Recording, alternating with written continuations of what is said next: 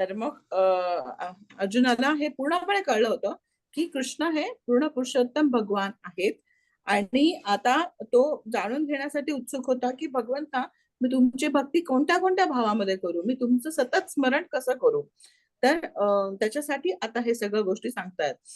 कारण आपण जसं म्हणतो होतो की अर्जुन हा तर भगवंतांचा सखा होता, अर्जुन हा भगवंतांचा जवळचा मित्र होता आणि भक्त होता.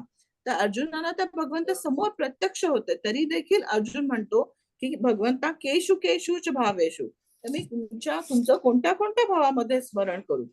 कोणत्या कोणत्या भावामध्ये, कोणत्या श्लोकामध्ये म्हणतोय, 17व्या श्लोकामध्ये, की हे भगवंता, मला तर हे कळलेलं आहे की सतत आणि पण तुमचं निरंतर चिंतन मी कसं करू.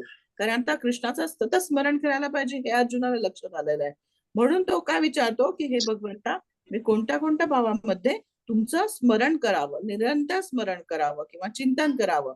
म्हणून तो विचारतो की केशु केशुच भावेशु. तर आपण हेही बघितलं होतं, केशु केशुच भावेशु हा शब्द जो आहे ना, तर हा अर्जुनाशी रिलेटेड नसून आपल्याशी रिलेटेड जास्त आहे. कारण काय, आपण कसे आहोत, आपण मटेरियलिस्टिक लोक आहोत. आपण कसे आहोत, आपण भौतिकवादी लोक आहोत. आपल्याला भौतिक किंवा मॅटर हे जास्त पटकन अट्रॅक्ट करतं रादर दॅन स्पिरिच्युअल गोष्टी.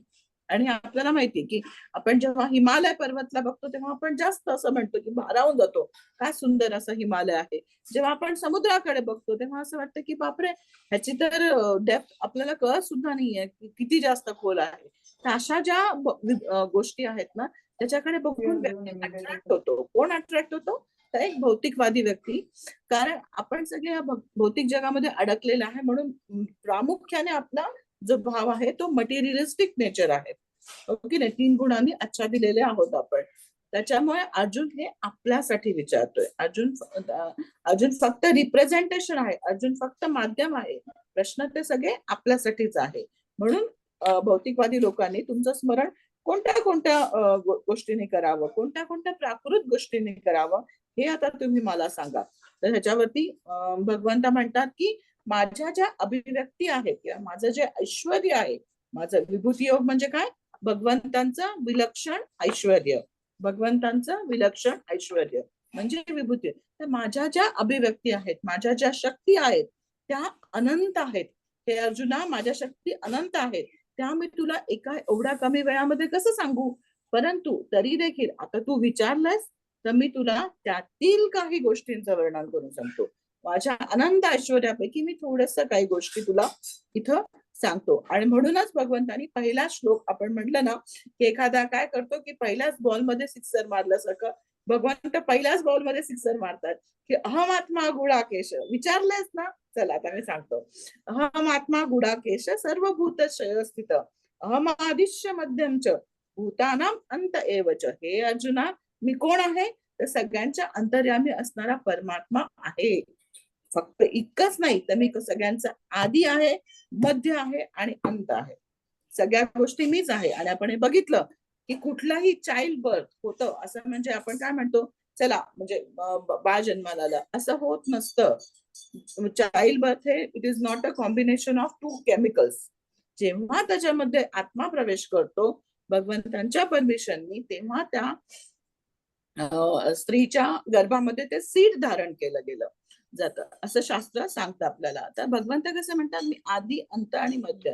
तर नॉट इव्हन फक्त आपला जन्म, तर भगवंत म्हणतात ही जी प्राकृत सृष्टी तुला दिसतीये ना अर्जुना, त्याच्या आधी सुद्धा मी होतो, मध्ये पण मी होतो, अंत पण मी होतो. आणि माझ्यापासूनच या सृष्टीचा विस्तार झाला आहे. आणि तो कसा झालाय हे पण भगवंतानी ह्या श्लोकामध्ये सांगितलेलं आहे. तर भौतिक, तर मग कशापासून विस्तार होतो, आपण मागच्या वेळेला बघितलं होतं. तर भौतिक सृष्टीचा विकास कशापासून होतो, भगवंतांच्या पुरुषावतारापासून होतो. पुरुषावतारापासून होतो. तर भगवंतांचे पुरुषावतार हे कोणते आहेत, तर 3 प्रकारचे. जे विष्णू आपण बघितलंय त्यापैकी पहिले महाविष्णू, दुसरे गर्भोदकशाही विष्णू आणि तिसरे शिरोदकशाही विष्णू. हे 3 विष्णू आपण बघितले. तर ह्यांच्यापासून या सृष्टीचा विस्तार होतो. आता पुढे काय होतं ते आपण आता बघूया. ठीक आहे. तर आता हे जे श्लोक आहेत इथपर्यंत सगळे क्लिअर आहेत, ह्याच्यामध्ये कुठलं कन्फ्युजन नाही ना. का बरं भगवंत असे म्हणतात की मी आधी पण आहे, मी मध्ये पण आहे आणि मी अंत पण आहे. ह्याच्यामध्ये काही कन्फ्युजन नाहीये ना. आता आपण काय करणार आहोत, आता आपण बघू. खूप सुंदर आता हे जे श्लोक आहेत ना, ते श्लोकच इतके सुंदर आहेत ना, तुम्ही बघा त्यांना. आता आपण आपल्या ज्ञानकोकिळा माताजींना गायला सांगूया हे श्लोक, पण खरंच खूप सुंदर आहेत हे श्लोक, कारण इतके छान आहेत ना. बघा तुम्ही, आता 21 पासून जे सुरू होते ना, भगवंत आता आपले एक एक एक एक ऐश्वर्य प्रगट करतायत. आता विभूती योग म्हणजे हे समजून घ्या. विभूती योग फॉर एक्झाम्पल, आता तुम्ही पुढे आपण जेव्हा पुढे जाऊ तेव्हा लक्षात येईल की देवाधिराज देवाधिराज देवांचा राजा इंद्र देखील माझी एक विभूती आहे. तर कुणी कन्फ्युजन करेल, म्हणजे इंद्र म्हणजे कृष्ण आहेत का? नाही. ज्या ठिकाणी भगवंतांचं ऐश्वर्य किंवा विशेष रूपाने प्रगट होणार आहे, ज्या ठिकाणी भगवंतांचं ऐश्वर्य विशेष रूपाने प्रगट होणार आहे, ते भगवंतांचे विभूती आहेत. हो की नाही? म्हणजे इंद्र हा इंद्र आहे कारण भगवंतांची शक्ती तिथे आहे. बरोबर आहे. देवराज इंद्र हा इंद्र आहे कारण भगवंतांची विभूती तिथं आहे. ओके नाही? हिमालय पर्वत हा अत्युच्च आहे, अचल आहे आणि इतका भव्य आहे, कारण काय? ती भगवंतांची एक छोटीशी शक्ती आहे. तर भगवंतांच्या शक्ती किती आहे? अनंत शक्ती आहे आणि त्या सतत सतत वाढतात, सतत प्रत्येक सेकंदाला वाढतात. म्हणून आपण काय म्हणलं की भगवान अनंत शेष आहे. अनंत काळापासून त्यांच्या अनंत मुखांनी भगवंतांची स्तुती करतात, परंतु आजही ते थांबलेले नाहीयेत. म्हणजे इतकं भगवंतांचं ऐश्वर्य आहे का भगवंतांच्या शक्ती इतक्या अफाट आहेत, सतत ते करतायत, परंतु ते थांबू शकत नाही, इतक्या त्यांच्या शक्ती वाढतायत. तर आपण आता 21व्या श्लोक मध्ये बघूया काय काय म्हणतायत भगवंत. आता हे कसं करा माहिती का? 2 सेक्शन्स करा, जे कोणी नोट्स काढतायत ना, की भगवंत आणि कुठं विभूती येते असं आपण प्रत्येक जसं जसं श्लोक होत आहेत ना तसं तुम्ही ते लिहून घ्या. ओके नाही? आता जसं आता पहिल्या 21व्या श्लोक मध्ये आदित्यानाम अहम विष्णू, आदित्यांमध्ये विष्णू मी आहे. ज्योतिषानाम रविरांशुमान, ज्योतिषाम दैदिप्यमान तेजस्वी, याच्यामध्ये सूर्य मी आहे. मरीची मरुतामस्मी, मी कोण आहे? मरुत गणांमध्ये मरीची आहे. नक्षत्राणाम अहम शशी, त्यात 4 सांगितलं भगवंतानी विभूती, ते सगळ्या तुम्ही लिहून द्या. आदित्यांमध्ये विष्णू, सगळ्या दैदिप्यमान सगळ्या ह्याच्यामध्ये कोण आहे? भगवंत सूर्य. मरुत गणांमध्ये मरीची, नक्षत्रांमध्ये चंद्र. आता हे का लक्षात ठेवायचं बरं? मग एवढ्या सगळ्या भगवंतांच्या विभूती का लक्षात ठेवायच्या? तर कधीतरी आपल्याला जेव्हा चंद्राकडे बघतो तेव्हा आपल्याला चंद्र आठवता, हे लक्षात यायला पाहिजे की हा चंद्र जो प्रकाशित आहे तो भगवंतांच्या ब्रह्मज्योतीचा प्रकाश घेऊन तो शीतल झालेला आहे. चंद्राची शीतलता, सूर्याची उष्णता, सूर्याची प्रखर उष्णता ही कोणापासून आहे? भगवंतांपासून आहे. हे आपल्याला स्मरण व्हावं म्हणून इथे हा विभूती योग आहे बरं का, वेगळं काहीच नाही. आदित्यांमध्ये मी विष्णू आहे, तेजस्वी मध्ये दैदिप्यमान सूर्य आहे. आता सूर्य आपण म्हणतो सूर्य इज म्हणजे फक्त आपल्याला जो सूर्य दिसतो आकाशामध्ये तो फक्त सूर्य नसतो, तर सूर्य लोक आहे, सूर्यदेव विवस्वान आहेत. ओके नाही? एक व्यक्ती आहेत. तर आध्यात्मिक जगामध्ये प्रत्येक गोष्ट ही एक पर्सन आहे, हे लक्षात घ्या. आणि भौतिक जगामध्ये उलट आहे. ओके नाही? आध्यात्मिक जगामध्ये प्रत्येक गोष्ट आपल्याला काय वाटतं? हे मॅटर आहे, ही काय, ही टेबल आहे, ही खुर्ची आहे, मटेरियल वर्ल्ड आहे आपलं. आपलं कसं आहे? मटेरियल वर्ल्ड आहे. ओके नाही? आपण असंच म्हणतो की हे काय टेबल आहे, खुर्ची आहे असं, परंतु स्पिरिच्युअल वर्ल्ड मध्ये प्रत्येक गोष्ट एक पर्सन आहे.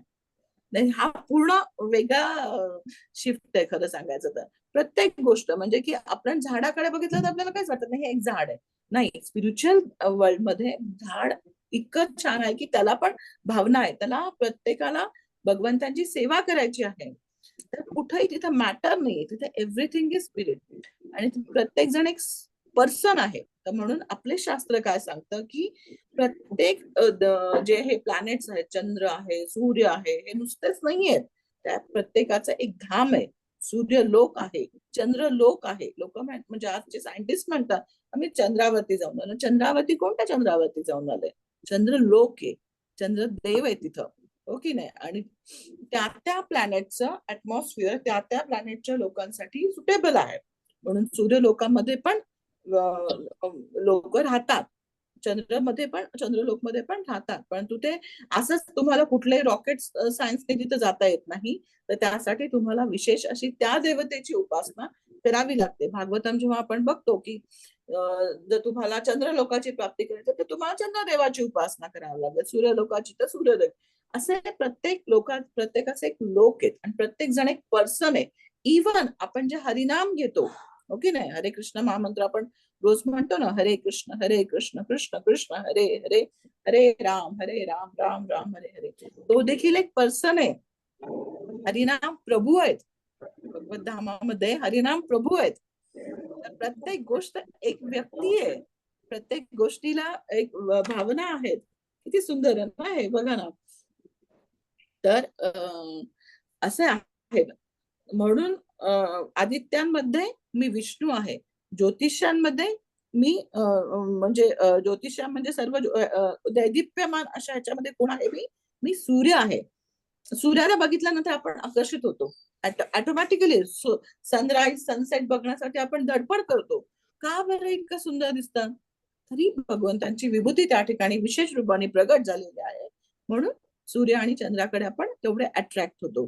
मरीची मरुतामस्मी, म्हणजे मी मरीची आहे. आणि नक्षत्राणाम अहम शशी, मी कोण आहे? नक्षत्र.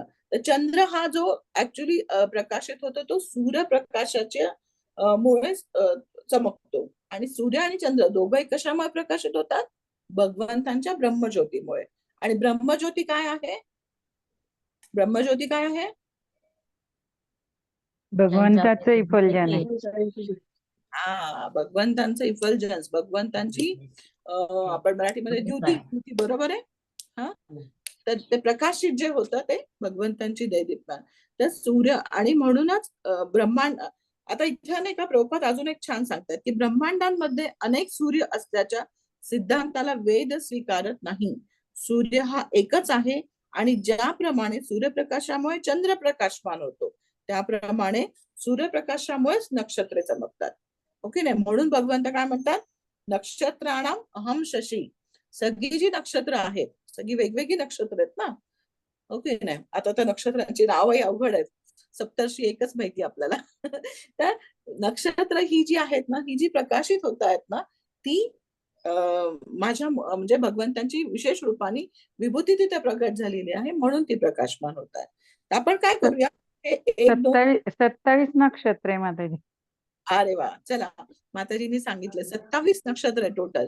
माताजी थोडीफार सांगू शकताल का आम्हाला, तुम्हाला जी माहिती? स्वाती, पुनर्वसा, आश्लेषा, पुनर्वसू, नक्षत्र आहे. अच्छा, पुण्य नक्षत्र आहे. अनुराधा. तर किती सुंदर, बघा ना. ही सगळी जी नक्षत्र प्रकाशमान होत आहेत ती कशामुळे प्रकाशमान होत आहेत? सूर्यप्रकाशामुळे प्रकाशमान होत आहे. म्हणजे सूर्यप्रकाशामुळे चंद्र आणि ही नक्षत्र देखील प्रकाशित होत आहे. परंतु सूर्याला प्रकाश देणारी कोण आहे? ब्रह्मज्योती. ब्रह्मज्योती हे भगवंतांचे इफुलजन्स. भगवंत कुठे आहेत? गोलोक वृंदावनमध्ये. आणि भगवंतांच्या या ब्रह्मज्योतीमुळे पूर्ण आध्यात्मिक जग प्रकाशमान आहे. परंतु ब्रह्मज्योतीचा प्रकाश या भौतिक ब्रह्मांडांच्या आतमध्ये प्रवेश करू शकत नाही. ब्रह्मज्योतीचा प्रकाश जो आहे ना, तो डायरेक्टली भौतिक ब्रह्मांडांमध्ये प्रवेश करत नाही. कारण भौतिक ब्रह्मांडांना काय म्हटलेलं आहे? अंधकारमय म्हटलेलं आहे. ओके नाही, भौतिक ब्रह्मांड आपण बघितलं ना, एक अंड शेपचं असतं. मी मागे आपण डायग्राम पाठवली होती ना. तर भौतिक ब्रह्मांडांमध्ये सूर्य आणि चंद्र लागतात. सूर्य आणि चंद्र लागतात. मग म्हणजे काय झालं की ते आहे मटेरियल वर्ल्ड आहे, त्याच्यामध्ये अंधकार आहे ना, अंधकारमय आहे ते. त्याच्यामध्ये डायरेक्ट ब्रह्मज्योती प्रवेश करू शकत नाही, म्हणून तिथे सूर्य आणि चंद्र देऊन ठेवले. सो जसं आपण अंधार पडल्यानंतर लाईट लावतो त्याप्रमाणे भौतिक ब्रह्मांड ही अंधकारमय आहे, म्हणून तिथे सूर्य आणि चंद्र देऊन ठेवलेले आहेत ना. मग आध्यात्मिक जगामध्ये सूर्य आणि चंद्र आहेत का? मग गरज तर नाहीये. नाही, गरज तर नाहीये. आध्यात्मिक जगामध्ये आहेत का? मग गोलोक वृंदावनमध्ये नाहीये. माताजी म्हणतात नाही. कोणाला काय वाटतं अजून? म्हणजे व्यक्ती म्हणून असतील, पण म्हणजे त्यांचं कार्य प्रकाशित करणं नाहीये. आध्यात्मिक जगामध्ये चंद्र आणि सूर्य आहेत, पण ते कशासाठी? भगवंतांच्या लीलेमध्ये अजून मजा आहे. जसं इथं सूर्य सनराईज बघायला मजा येते, तिथे भगवंतांना पण वाटतं ना. सूर्य जसा उगवला तसं मग यशोदा माता उगवायच्या आधीच उठवती आहे की आता उठा, उत्तिष्ठ उत्तिष्ठ गोविंद उत्तिष्ठ, असं म्हणा उठवावं लागतं ना, उत्तिष्ठ करू म्हणजे त्रैलोक्य मंगलम कुरु. किती सुंदर ना, किती सुंदर प्रार्थना आहेत आपल्या, की भगवंतांना उठवावं लागतं असं छान. आणि मग की भगवंता उठा, हे जगाचं तुम्ही कल्याण करा, याच्यासाठी तो सूर्य आहे, भगवंतांच्या लीलेसाठी आहे. असं नाही की सूर्य आणि चंद्र नाही तर भौतिक ब्रह्मांडांसारखं ते अंधकारमय आहे, नाही. त्या ठिकाणी अंधकार नाहीये, त्या ठिकाणी तमोगुणच नाहीये. तमोगुण आणि अंधकार कुठं आहे? या जगामध्ये आहे, भौतिक जगामध्ये आहे. रजोगुण तमोगुण हे कोणाची गिफ्ट आहे? भौतिक जगाची गिफ्ट आहेत, हो की नाही? ज्या ठिकाणी तुम्ही आलात त्या ठिकाणचे रूल्स तुम्हाला अप्लाय होणार. भौतिक जगामध्ये आलात तर भौतिक जगाचे रूल्स अप्लाय होणार. काय काय भौतिक जगाचे रूल्स आहेत? You will be under 3 modes of material nature, रजोगुण तमोगुण आणि सत्वगुण. त्यापैकी प्रत्येक गुण हा कधी जास्त होतो कधी कमी होतो, हो की नाही सर? तर हे तिन्ही गुणांच्या अंडर आहे, भौतिक जगामध्ये आहे. म्हणलं की काय दुसरं लागतं, आता हे लक्षात ठेवा. दुसरं काय ऍप्लिकेबल होतं? Time factor. जसंही भौतिक जगामध्ये तुम्ही येणार तर काळ हा अप्लाय होणार. काळ असल्यामुळे काय होणार, आपण मागच्या वेळेला बघितलं होतं की 6 प्रकारचे स्थित्यंतर शरीरामध्ये होतात, 6 प्रकारचे बदल होतात. शरीर जन्म घेतं, त्याच्यानंतर त्याची वाढ होते, त्याच्यानंतर तो रिप्रोडक्शन करतो, त्याच्यानंतर मग त्याच्यानंतर एक मेंटेनन्सचा फेज येतो. आपण बघितलं होतं. आपण एक एक्सरसाइज पण म्हणलं होतं की आपण भगवद्गीतेमध्ये बघा त्या चित्रामध्ये, आणि त्यापैकी मी कुठल्या फेज मध्ये, हे प्रत्येकाने लक्षात घ्या, हो की नाही? आता सिद्धीसारखी मुलं, यंग मुलं जी आहेत ना, ती अजून खूप म्हणजे ग्रोथ फेज मध्ये ती, हो की नाही? ग्रोथ फेज मध्ये. बट आपण सगळेजण काय रिप्रोडक्शन करून सुद्धा आपण मेंटेनन्स फेज मध्ये आहोत. त्यानंतर कोणता फेज येणार आहे? ग्विंडलिंग, हो की नाही? झीज होणार आहे शरीराची, आणि लास्ट इज मृत्यू. जसंही भौतिक जगामध्ये येणार, ह्या 6 चेंजेस इज ऍप्लिकेबल. सो इथं चेंज होऊ शकत नाही. त्याच्यामध्ये चेंज होतो का? आपल्याला किती वाटतं मी फॉर एव्हर साठी यंग दिसावं, कायम, हो की नाही? सगळ्यांनाच वाटतं, म्हणजे मला पण ते तसं होत नाही. बॉडीली चेंजेस होतात, हो की नाही? कितीही नाही म्हणलं तरी. सो टाइम फॅक्टर अप्लाय होतो. आणि आपण पुढे बघणार आहोत, भगवंत म्हणतात हा जो सगळं हरण करणारा काळ आहे ना, तो देखील मीच आहे अर्जुना. काळ खूप प्रभावी आहे, काळाची सामर्थ्य खूप जास्त आहे. आणि म्हणूनच we should be aware of every second, every minute. हे मी स्वतःला सांगते बरं का, हे मी स्वतःला सांगते की प्रत्येक क्षण आयुष्यातला जो जातोय तो तुम्हाला, आपल्याला किती किती करोडो रुपये दिले तरी तो मिळणार नाहीये. So every second of your life is so important. So we need to check की आपण कशामध्ये वेळ घालवतो. काल एक खूप सुंदर असं छान वाचलं होतं की होतं की वाईट गोष्टी करण्याच्या आधी विचार करा. म्हणजे चांगल्या गोष्टी करण्यासाठी आपल्याला ठरवावं लागतं की मला जप करायचा आहे, मला सत्संग अटेंड करायचा आहे. आपण जसं ठरवतो ना तसं वाईट गोष्टी करण्यासाठी पण त्या थोड्याशा डिले करा. डिले करा इन द सेन्स, आता मला मूव्हीला जायचं, खूप तीव्र इच्छा आहे, बघायचंच आहे, बघितल्याशिवाय होणार नाही. तर त्याला काय करायचं की थोडं सांगायचं की हा आजच्या ऐवजी थोडंसं जप कम्प्लीट करूया, सत्संग करूया, सगळं हे करूया, मग थोडासा वेळ टीव्हीला देऊया. ओके ठीक आहे, मन ऐकतं बरं का, डिले करताना मन ऐकतं. मग त्याला माहिती असतं की त्याच्यानंतर मिळणार आहे म्हणून. तोपर्यंत काय होतं माहिती का, ती जी डिझायर असते ना एकदम खूप तीव्र असते ना, ती कमी होते. तुम्ही बघा ही गोष्ट की इंटेन्सिटी कमी होते आपली. मग आपल्याला लक्षात येतं की नाही ठीक आहे, हे नाही बघितलं तरी काय एवढा फरक पडला नाहीये, बराच मी माझा वेळ इन्व्हेस्ट केलाय चांगल्या गोष्टींमध्ये. आणि असं करता करता मग आपल्याला वेळ जास्त मिळायला लागतो आपल्या हाताशी. सो काळ, वेळ हा फार महत्वाचा फॅक्टर आहे आयुष्यातला, हो की नाही? एक एक सेकंदाला पुढे बघा, तुम्ही भगवंत म्हणतात एक एक सेकंदाने जे आयुष्य हे होतंय ते काळ सुद्धा अर्जुना मीच आहे. सो आपण आणि at a time of death किंवा मृत्यूच्या क्षणी मग एकतर काळ रूपाने भगवंत येतात भेटायला, नाहीतर मग कृष्ण रूपाने. आपल्याला कृष्ण हवे का यमराज, ते आपण आपली चॉईस आहे, हो की नाही? सो भौतिक जगामध्ये आपण बोलत होतो की पहिली गोष्ट म्हणजे टाइम फॅक्टर अप्लाय होतो. 3 गुण आलेले आहेत, अंधकारमय आहे आणि 6 प्रकारची चेंजेस होतात. ह्या सगळ्या गोष्टी इथं नाहीयेत आध्यात्मिक जगामध्ये. आध्यात्मिक जगामध्ये काळ हा नाहीये. आपण जे बोललो ना की सनराईज आहे का तिथं? येस. सनसेट आहे का? येस आहे. चंद्र होतो का? अरे चंद्राच्या प्रकाशात तर कितीतरी लीला होतात तिथे आध्यात्मिक जगामध्ये, हो की नाही? सुंदर असा नौका विहार करतात भगवंत जेव्हा चंद्र येतो आकाशामध्ये. आता तर खूप सुंदर, फार सुंदर फेस्टिवल येणार आहे, तो म्हणजे कुठला? शरद पौर्णिमा है ना, कोजागरी पौर्णिमा किंवा शरद पौर्णिमा. फुल मून असतो, त्यामध्ये भगवंत क्रीडा करतात सगळ्या गोपीं बरोबर. अशा सुंदर सुंदर लीला तिथं होतात. चंद्र आणि सूर्य आहेत तिथं, पण ते फक्त लीलासाठी आहेत. ते असं नाही होत की प्रत्येक, पण इथं भौतिक जगामध्ये प्रत्येक उगवणारा सूर्य आणि प्रत्येक अस्त होणारा सूर्य आपल्या आयुष्यातला एक दिवस कमी करतोय. प्रत्येक सूर्य जो अस्त होतो आहे तो आपल्या आयुष्यातला एक दिवस काढून घेतो, हे आपल्याला लक्षातच येत नाही. We are happy seeing the sunrise and sunset, but एक दिवस हा आयुष्यातला एक दिवस घेऊन जातोय. सो काळ हा खूप महत्वाचा आहे, हो की नाही? काळ हा खूप महत्वाचा आहे. ठीक आहे, आपण काय करू आता? नेक्स्ट 21वा श्लोक झाला, तर 22 आणि 23 घेऊया आणि हे एकत्र वाचूया, कारण हा विभूती योग आहे ना, आपण थोडस घेऊ शकतो. आता 22व्या श्लोकामध्ये भगवंत काय म्हणतात बघा. वेदानाम सामवेदोस्मी देवानामस्मि वासव. किती सुंदर वाटतं ना हे, म्हणजे हे रीड करायला पण खूप छान वाटतं की वेदानाम सामवेदोस्मी देवानाम अस्मि वासव इंद्रियाणाम मनश्चास्मि भूतानामस्मि चेतना. वेदानाम सामवेदोस्मी, वेदांमध्ये सामवेद मी आहे. देवतांमध्ये स्वर्गाचा राजा इंद्र हा कोण आहे? मी आहे. इंद्रियाणा मनश्चास्मि, इंद्रियांमध्ये कोण आहेत भगवंत? मन. मन आहे. भूतानामस्मि चेतना, म्हणजे प्राणी मात्रामधील चेतना मी आहे. तर इंद्रियांमध्ये मन, आपण तर आता गंमत बघा आता काय येते ना, तर देवतांमध्ये इंद्र, इंद्र हा खूप पॉवरफुल आहे बरं का. आपण इंद्रदेवांचं बऱ्याच वेळेला काय म्हणतात त्याला, अशा गोष्टी ऐकलेल्या आहेत की हा इंद्रदेव तेच की भगवंतांचं गोवर्धन लीलेच्या वेळेस असं करणारे, किंवा पटकन ते कुठलाही ह्याच्याकडे आकर्षित होणारे वगैरे, असं आपण इंद्रदेवाला समजतो. पण Indra is a very very very big post. Indradev जे आहेत ना, देवतांचे राजा, ही फार मोठी पोस्ट आहे, फार मोठा अधिकार येतो.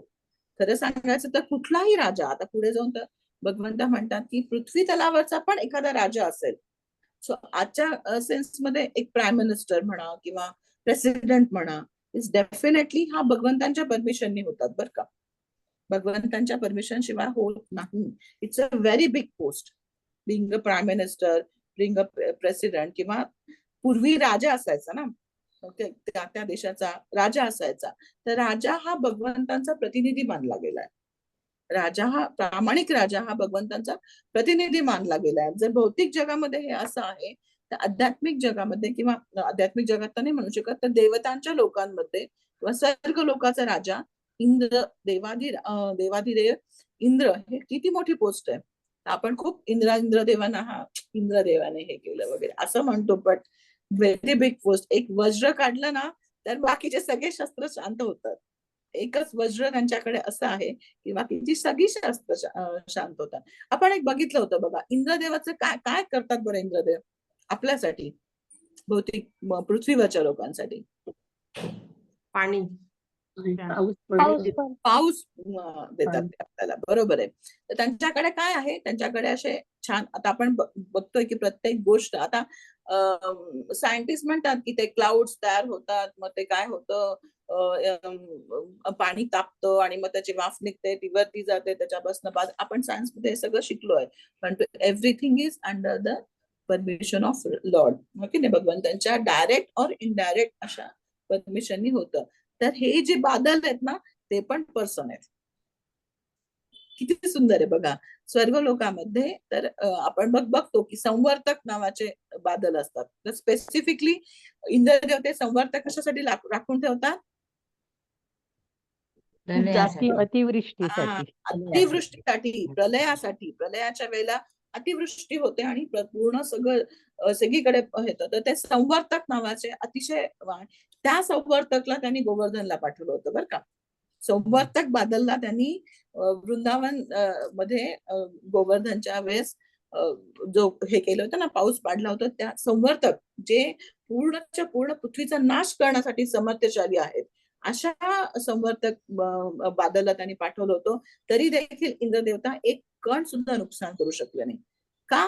कारण ते विसरले होते की देवानामस्मी वासव, की ही जी आहे ती भगवंतांची एक छोटीशी विभूतीची झलक आहे. इंद्र त्याच्यामुळे आहेत कारण भगवंतांची शक्ती तिथे विशेष रूपाने प्रगट झाली आहे. ओके ना. तर असं, आणि जेव्हा इंद्रांचं अजून एक आहे बघा, विजा चमकतात. विजा चमकण्याचा काय पर्पज आहे बघा? मला खरंच नेहमी प्रश्न पडायचा बरं का, की विजा कशाला, म्हणजे काय काही पर्पजच नाहीये, वीज कशाला चमकते बरं? काय मी तर विजांमुळे आठवत आहे? जिथे पहाडांवर पडतात आणि ते झीज होते त्यांची अरे माती. बोल. हा, काय काय योगेश्वरी? हा, मी हेच सांगणार होते, पर्वतावरची त्यांनी हा, ते वीज पडल्यावर फारच. माती पडते. हा, की ती जी वीज असते ना, ती शक्यतो माउंटन हेड म्हणजे पर्वताच्या वरच्या पार्ट वरती पडते आणि तो कट होतो. विजेमुळे तो कट होतो आणि वरची जमीन ही सर्वात सुपीक असते. टॉपची जी असते ना, ती सर्वात सुपीक असते. ती सुपीक माती खाली येते आणि त्याच्यामुळे अजून चांगली शेती होते. तर इंद्रदेवतेच्या इंद्राचे एवढे साऱ्या गोष्टी आहेत. त्याच्यामुळेच ब्रजवासी म्हणायचे की आपण इंद्रावरती डिपेंडंट आहे, म्हणून आपण we should be grateful to Indra. आपण कृतज्ञता भाव ठेवला पाहिजे इंद्राबद्दल आणि म्हणून ते इंद्राची पूजा करायचं. तर आपण काय करायला पाहिजे मग? आपल्यासाठी पण तर तेच सेम आहे, अप्लिकेबल आहे. हो की नाही? इंद्राच्यामुळेच आपल्याला बारिश मिळतात. जसं की यावेळेस जरा जास्तच मिळतीये, कारण स्टॉपचं बटन लावायला इंद्रदेव बहुतेक विसरून गेलेले की आता संपलाय सीझन आता. मग आपण कृतज्ञता मग आपण करायला पाहिजे का तसं? का बरं कृष्णाने वृंदावनची लीला केली मग ती? तर बरोबर करत होते, कारण पाऊस तर इंद्रामुळे मिळतो आणि सगळ्या गोष्टी आपण आता ज्या बोललो ते इंद्रामुळे. इंद्रदेवताची सेपरेट करायला पाहिजे होती का? पण कृष्णाने नाही सांगितलं. का सांगितलं मग असं? त्यांना गर्व झाला होता माताचा. फार झाला होता, बरोबर. इंद्रदेवतेला गर्व झाला होता की माझ्यामुळे हे सगळं होतंय वगैरे. अजून का बरं भगवंतानी का बरं ती लीला घडवली? माताजी, कृष्णाची सेवा केल्यावर सगळी देवी देवतांची आपोआप सेवा होते. बोल, अरे बोल. तर किंवा पोटाची सेवा केली म्हणजे सर्व शरीराला हा, पोषण मिळतं.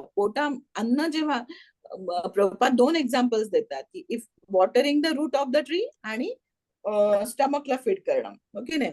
आपण काय हाताला वेगळं खाऊ घालतो, पायाला वेगळं खाऊ घालतो, माझा डोळा मागतोय बाबा आज मला फूड, असं नाही होत ना. अन्न कुठे जातं? पोटामध्ये. पण पोषण कोणाचं होतं? पूर्ण शरीराचं होतं. ओके नाही? प्रभूजींनी खूप छान एक्झाम्पल सांगितलं. तर वेगळे अवयव असं नाही म्हणू शकत की मला वेगळं पोषण मिळालं पाहिजे. हात असं कधी असं कधी भांडण नाही झालं. मला हात म्हणेल की नाही नाही मला नाही जेवण नाही मिळालं, हा हात म्हणेल मला नाही जेवण मिळालं. अरे तुम्हाला सगळ्यांना मिळालं कारण पोटाला दिलेलं आहे ना. जसंही पोटाला अन्न मिळतं तसं सगळीकडे शक्तीचा संचार होतो. त्याप्रमाणे भगवंतांची वर्शिप केल्यानंतर आणि वृंदावन लीलेमध्ये Govardhan is the representation. Govardhan वेगळं दुसरं कोणीच नाहीये. गोवर्धन इज कृष्ण. हो की नाही? जेव्हा सगळा भोगच्या भोग तिथं अर्पण केला गेला, सगळ्या ब्रजवासींनी भगवंतांचं म्हणणं ऐकलं. तुम्ही विचार करा, वर्षानुवर्ष ते गोवर्धनची पूजा करत होते, पण कृष्णाने जेव्हा सांगितलं की आपण आज यावेळेस गोवर्धनची पूजा करू, ब्रजवासी हो म्हणले. आणि त्यांनी असं नाही म्हणलं जेव्हा खूप पाऊस यायला लागला तेव्हा फक्त ते घाबरले, हे कृष्णा तुझ्यामुळे आम्ही यावेळेस इंद्रदेवची पूजा नाही केली आणि गोवर्धनची पूजा केली, पण इंद्रदेवता तर खूप कपित झाली. पण असं नाही म्हणलं तुमच्यामुळे हा डिझास्टर आमच्यावरती आला, असं नाही म्हणलं. ब्रजवासी सरळ हृदय, किती सरळ हृदय बघा ब्रजवासींचं. ते म्हणले म्हणजे संकट आलं तरी तुझ्याशिवाय आमचं कोणी रक्षण करू शकणार नाही कृष्णा. ही सरलता आहे.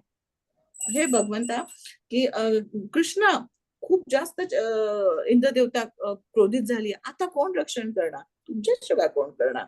हो की नाही? आणि त्यांचा विश्वास होता की कृष्ण करतील त्यांचं रक्षण. तर हा जो विश्वास आहे, रक्षसी इति विश्वासो, हा एका भक्ताला पाहिजे आपल्या सगळ्यांना की माझं रक्षण करणारे माझे भगवंत आहेत. रक्षसी इति विश्वासो. सो म्हणून तो जी लीला आहे ते त्या दोन गोष्टींमध्ये मी म्हटलं ना, भगवंत आहे एका वेळेला एक गोष्ट याच्यामध्ये कधीच करत नाही. एका याच्यामध्ये ते दोन पर्पज सॉल्व्ह करतात. एक तर इंद्रदेवतेचं गर्भहरण पण केलं, आणि दुसरी गोष्ट म्हणजे की हे प्रस्थापित केलं की if you worship Krishna you don't need to worship any other demigod. कारण हे पॉसिबल नाहीये. कोणाला कोणाला खुश करणार? किती देवता आहेत. ओके ना, आता बघू आपण किती सुंदर सुंदर. आता सूर्यदेव तर आवश्यक आहे. आपण सूर्यदेवाला स्पेशली खुश करायला, आराधना करायला पाहिजे. आपण इंद्रदेवाची आराधना करायला पाहिजे. सगळ्या देवतांची आराधना करायला पाहिजे. पाण्याची देवता वरुण देवता आहे, त्यांची आराधना करायला पाहिजे. ओके ना. हे पॉसिबल आहे का? नाहीये. आपण तर आपली शक्ती लिमिटेड, आपलं आयुष्य लिमिटेड, आपली बुद्धी लिमिटेड, कसं करणार आहे? But if you worship Krishna, if you please Krishna, everybody is pleased. ना, भगवंतांना प्रसन्न केलं तर. आता एक 2 मिनिटासाठी मी एक पॉज घेते बरं का. म्हणजे पॉज म्हणजे तुम्हाला एक खूप सुंदर मला श्लोक सांगायचा आहे. इतकं सुंदर आहे ना की तो आपण आपल्या ग्रुपवरती पाठवूया, हो ना. आता हे कोण बघतंय बघा. आराधितो यदि हरी, आराधितो यदि हरी तपसा तत्किम, ना आराधितो यदि हरी तपसा तत्किम, अंतर्बाही यदि हरी तपसा तत्किम, न अंतर्बाह्य यदि हरी तपसा तत्किम. हा कुठला श्लोक आहे माहिती? हा आहे नारद ह्याच्यामधला, सूत्रांमधला, भक्ती सूत्रांमधला. तर नारद मुनी काय म्हणतात येतं की आराधितो यदि हरी, भगवंता आराधितो यदि हरी, की नाही, भगवान हरी, हरी म्हणजे कोण? कृष्ण. तर हरीचं जर तुम्ही आराधना केली, हरीची जर पूजा केली, तपसा तत्किम, दुसरी कुठली वेगळी तपस्या करण्याची गरज नाही. किती सुंदर. मला हा श्लोक खूप आवडला. आराधितो यदि हरी तपसा तत्किम, दुसरा कुठला तपस्या करण्याची गरज नाही. न आराधितो यदि हरी, जर भगवंतांना स्मरण होत नसेल, भगवंतांची रिमेंबरन्स होत नसेल, किंवा भगवंतांची जर आराधना होत नसेल, तपसा तत्किम, कुठलीही पूजा आहे काय सफलता देणार आहे तुम्हाला? तपसा तत्किम, काहीही उपयोग होणार नाही त्या पूजेचा. किती सुंदर श्लोक आहे बघा. अंतर्बाह्य यदि हरी, आत आणि बाहेर सतत जर हरीचं स्मरण होत असेल, आत, मनाच्या आत आणि बाहेर सतत जर हरीचं स्मरण, तर तपसा तत्किम, वेगळी तपश्चर्या करण्याची काय गरज आहे? असं कोण म्हणताय? नारद मुनी म्हणताय. अंतर्बाह्य यदि हरी तपसा तत्किम, वेगळी उपासना करण्याची काय गरज आहे? न अंतर्बाह्य यदि हरी, जर नाहीये कृष्ण, नाहीये हरी हृदयामध्ये, तपसा तत्किम, मग काय उपयोग बाकीच्या गोष्टींचा? हो की नाही? तर असं आहे ते. सो हा श्लोक मला म्हणजे सांगायचाच होता. फार सुंदर श्लोक आहे की काय गरजच वेगळी नाहीये. म्हणून कृष्ण, म्हणून ईश्वर एक, कृष्ण आरसभृत्य, एकेल ईश्वर कृष्ण आरसभृत्य, याचा अर्थ वाच होतो की भगवंतांची उपासना केल्यानंतर सेपरेटली वर्शिप करण्याची गरज नाही, हे प्रस्थापित करायचं होतं कृष्णाला, म्हणून ती लीला झाली. तर एका ह्याच्यामध्ये भगवंता नेहमी दोन गोष्टी सॉल्व्ह करतात, तशी ही लीला होती. ठीक आहे. पण पुढे काय म्हणतात मग? इंद्रियाणा मनश्चास्मी, भगवंत काय म्हणतात? इंद्रियामध्ये मन मी आहे. आता कोणाला वाटेल का मन तर सर्वात जास्त बेकार आहे, mind is the most troubling factor. आता भगवंत म्हणतात की मन मी आहे. हे जेव्हा मला कळलं ना, मला खूप छान वाटलं. चला बघा की भगवंतांची शक्ती आहे. म्हणजे मन हे सर्वात जास्त त्रास देतो ना आपल्या सगळ्यांनाच. तर भगवंत म्हणतात सगळ्या इंद्रियांमध्ये मन मी आहे. का बरं असं म्हणत असतील बरं? मन अफाट वेगाने कुठेही धावू शकतं. हा, बरोबर आहे. मन अफाट वेगाने कुठेही जाऊ शकतं. कदाचित आता इथं आपण क्लासमध्ये आहोत, पण आपलं मन बऱ्याच ठिकाणी भरकटत असेल एखाद्या वेळेस. पण मनाचा, आणि दुसरी गोष्ट, ते काहीही कल्पना करू शकते. काहीही कल्पना करून काहीही म्हणजे ते बनवू शकते. आणि आपल्याला त्याप्रमाणे ते वळवू शकण्याची त्याच्यात पण ताकद मग आहे. भगवंत असं म्हणतात की मन मी आहे, इंद्रियांमध्ये मन मी आहे. इंद्रियांचा राजा मन आहे. इंद्रियांचा राजा मन आहे, बरोबर आहे. म्हणजे पण ते का मन आहे ना, मन स्वतःप्रमाणे करून घेण्यास सर्व इंद्रियांना फोर्स करते आणि तसं करून घेते ते. म्हणून बरोबर आहे. भगवंतांनी सांगितलं की बुद्धीचा योग करा. मन कसं आहे? प्रमाथी बलवत दृढ, चंचल ही मन कृष्ण प्रमाथी बलवत दृढ. असं कसं म्हणलं, अर्जुनने सांगितलं ना की भगवंता मन कसं आहे, चंचल आहे, प्रमाथी आहे. प्रमाथी म्हणजे काय, उच्चार म्हणणारा आहे, आणि बलव दृढ म्हणजे त्याच्यामध्ये शक्तिशाली पण आहे. हो नाही, मन इतकं दिसायला सॉफ्ट आहे पण ते सगळ्यांना प्रॉब्लेम करू शकतं बरं का. बुद्धीपासून सगळे मनाच ऐकतात, हो की नाही. मन हे कसं आहे, प्रभावी इंद्रिय आहे, म्हणून मना इंद्रियांमध्ये मी आहे. अजून एक गंमत एक सांगते की जेव्हा आता आपण म्हणतो की आपलं शरीर कसं बनलेलं आहे, पंचमहाभूतांनी बनलेलं आहे, ओके नाही, ग्रॉस बॉडी है ना. तर ह्या आणि त्याच्या आतमध्ये आपला काय आहे, एक सटल बॉडी, सूक्ष्म शरीर आहे. ते कशापासून बनलेलं आहे, ग्रॉस मन, बॉडी बुद्धी, तर अहंकार. मन बुद्धी अहंकार. मन बुद्धी अहंकार. अहंकार. तर त्याच्यामध्ये सुद्धा मन हे पहिल्यांदा आलं, आणि आतमध्ये मग आत्मा असणार आपला, जो भगवंतांचा सच्चिद आनंद आनंद. अंश आहे, हो की नाही. तर असे 3 आहेत आपल्याला. तर आता मटेरियल सायन्स किंवा आपलं सायन्स जे आहे त्याला फक्त हे फक्त माहिती आहे शरीर, त्याच्या आतमध्ये काहीच माहिती नाही. हा मनाबद्दल थोडंफार, म्हणून ते सायकॅट्रिस्ट सारखे पोस्ट निघाल्या, हो की नाही, ना, सायकॅट्री सारखे विषय निघाले की जे मनाच्या बद्दल, आणि आता त्यांनाही कळलं आहे की मन जे आहे ना ते फार शक्तिशाली असतं, हो की नाही. तर मनाला स्ट्रॉंग ठेवणं फार जरुरी आहे. पण आता आध्यात्मिक जगामध्ये बघा, जेव्हा आपल्याला इकडं येतो की नाही आपण मटेरियल वर्ल्ड मध्ये ना, मटेरियल वर्ल्ड मध्ये येतो ना, तर आपण काय म्हणतात त्याला, सृष्टीचं जेव्हा क्रिएशन आपण बघितलं होतं ना, तर त्या क्रिएशन मध्ये मन हे सत्वगुणी म्हटलेलं आहे. मन हे सत्वगुणी आहे आणि बुद्धी ही रजोगुणी आहे. हे जेव्हा मला पहिल्यांदा कळलं तेव्हा आय वॉज लाईक शॉक की कसं काय, बुद्धी तर जास्त श्रेष्ठ वाटते ना, असं बघायला गेलं तर बुद्धी ही श्रेष्ठ वाटते. तर मन हे सत्वगुणी आहे आणि बुद्धी मात्र रजोगुणी आहे. म्हणजे ह्याचा अर्थ काय आहे की जर मनात आणलं तर आपण कितीतरी गोष्टी करू शकतो. सो दॅट्स वाय मन हे पॉवरफुल आहे, सत्वगुणी आहे मन. हे आपण त्यांना भ्रष्ट करून ठेवलेलं आहे मनाला. सत्वगुणी आहे, सत्वगुणाचा आधार घेऊन भगवंतांचं जेव्हा क्रिएशन, ब्रह्माजींनी जे सेकंडरी क्रिएशन केलं ना, त्याच्यामध्ये सत्वगुणापासून मनाची निर्मिती झालेली आहे आणि रजोगुणापासून बुद्धीची निर्मिती झाली आहे. सो अंडर एनी सर्कमस्टन्सेस बुद्धी पण तेच करते जे मन सांगतो, ओके नाही. सो काम जेव्हा लस्टी डिझायर किंवा जी भोग घेण्याची वृत्ती आहे ती कुठं कुठं असते, ती बुद्धीमध्ये असते, ती मनामध्ये असते, सगळ्याच ठिकाणी असते ना. सो बुद्धीमध्ये सुद्धा असते एन्जॉयमेंटची टेंडन्सी किंवा बुद्धीमध्ये, कारण बुद्धी काय करते, प्लान करते, म्हणून ती रजोगुणी आहे. आता तुम्हाला लक्षात येईल की का बरं रजोगुणी म्हणलं बुद्धीला. बुद्धी काय करते, प्लॅनिंग आणि करते ना. मन काय करतं बिचार, मन फक्त इच्छा करतं, काही करू शकत नाही ना फार जास्त. पण बुद्धी काय करते, प्लॅन करते, how to execute that desire. So बुद्धी काय करते, प्लॅन करते, हा हे असं करायला पाहिजे. सो प्लॅनिंग अँड एक्झिक्युशन कोणाचा जॉब येतो, बुद्धी. रजोगुणाचा प्रभावाखाली होऊ शकतो. प्लॅनिंग अँड एक्झिक्युशन कोणत्या प्रभावाखाली होऊ शकतो, रजोगुणाच्या प्रभावाखाली असू शकतो. दॅट्स वाय बुद्धी ही रजोगुणी मानलेली आहे आणि मन हे सत्वगुणी मानलेलं आहे. सो आणि म्हणून भगवंता म्हणतात की मन ही माझी शक्ती आहे, इंद्रियांमध्ये मन मी आहे. आणि आता नेक्स्ट काय म्हणतात भगवंता, भूतानामस्मि चेतना, आणि मात्रामधली चेतना. पण काय म्हणतो, हा सगळा चेतनेचा खेळ आहे, ओके नाही. चेतना म्हणजे काय, कॉन्शियसनेस. पण कोण आहोत, international society for Krishna consciousness. What is the meaning of consciousness, Chetna.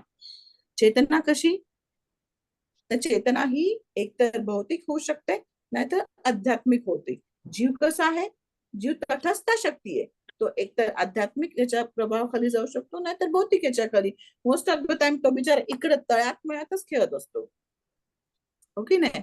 So चेतना, ही जी चेतना आपण म्हणतो ना, कॉन्शियसनेस, हे भगवंत आहेत.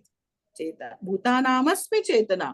कारण काय, कारण चेतना जर, खूप सुंदर बघा त्यांनी सांगितलेलं आहे की पदार्थ आणि चेतन तत्व ह्याच्यामधील भेद हाच आहे की पदार्थाला जीवाप्रमाणे चेतना नसते. Matter can not produce a matter. म्हणून आपण म्हटलं की जीवाची निर्मिती, वाटतं की union of female and male body ह्याच्यापासून एक चाइल्डचा बर्थ होतो.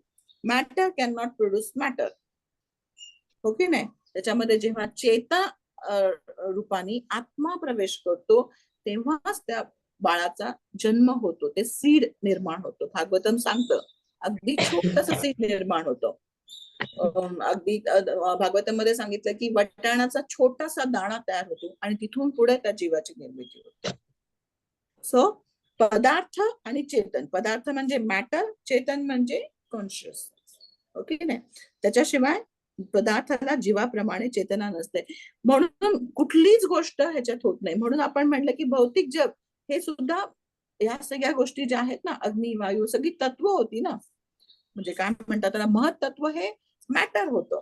पण जोपर्यंत भगवंत त्याच्यामध्ये प्रवेश करत नाही ते मॅटर काहीच करत नाही.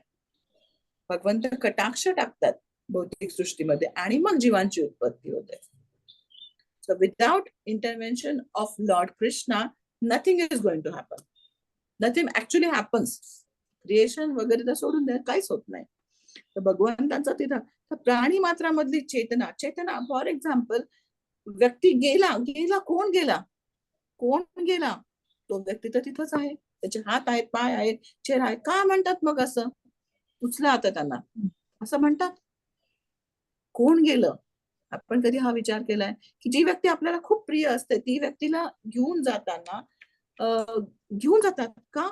प्राण गेला, प्राण गेला. काय गेला? प्राण गेला. प्राण बघितला तुम्ही जाताना किती सूक्ष्म असतो, समोर असतो व्यक्ती, पण आपल्याला कळत नाही तो कसा जातो. सो ही जी चेतना आहे, हा जो प्राणशक्ती आहे जीवामधली, ही भगवंत आहे. So as soon as Krishna leaves the body is of no use.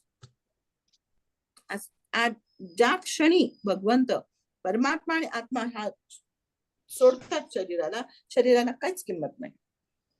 Who was there? कुणाला किंमत होती मग? त्या चेतनेला किंमत. सो भूतानामस्मे चेतना. सो ही चेतना महत्वाची आहे. सो नाव यू रिअलाइज की how important the time factor is. मग चेतना जोपर्यंत त्या शरीरामध्ये आहे तोपर्यंत त्या शरीराचा यूज आहे, अदरवाईज नाही, काहीच यूज नाहीये, ओके नाही? मग आपण प्रत्येक क्षण हा किती महत्वाचा आहे समजला पाहिजे. सो पदार्थ आणि चेतना ह्याच्यामध्ये, तर जड तत्वांचे संयोगीकरण करून चेतना उत्पन्न करता येत नाही. संयोगीकरण म्हणजे काय? Union of two of the matter can not produce a consciousness. चेतना उत्पन्न करता येत नाही, ही फक्त भगवंतांची विभूती आहे. म्हणून आता आपण 23वा पण घेऊ आणि मग ते तिन्ही एकत्र वाचूया, ओके? रुद्राणाम शंकराचास्मी.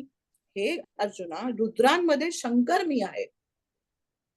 सी, शंकर, भगवान शंकर ही जे आपण म्हणतो ती भगवंतांची एक विभूती आहे. रुद्राणाम शंकराचास्मी, रुद्रांमध्ये शंकर मी आहे अर्जुना.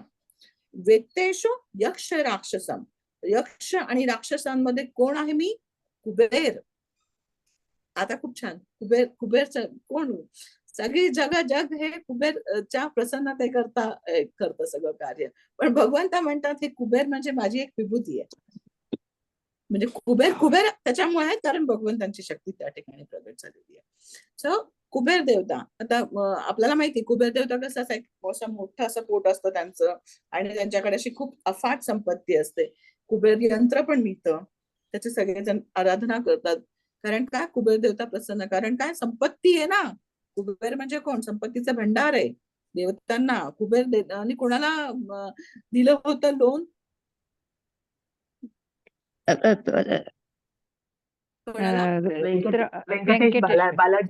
बालाजी. श्रीनिवास गोविंदा, व्यंकटरमणा गोविंदा. जेव्हा पद्मावतीशी विवाह करायचा होता भगवंतांना, तेव्हा बिचारे भगवंतांकडे काहीच नव्हतं. आता कृष्ण म्हणतात इथं की माझं एक विभूती म्हणजे कुबेर आहे.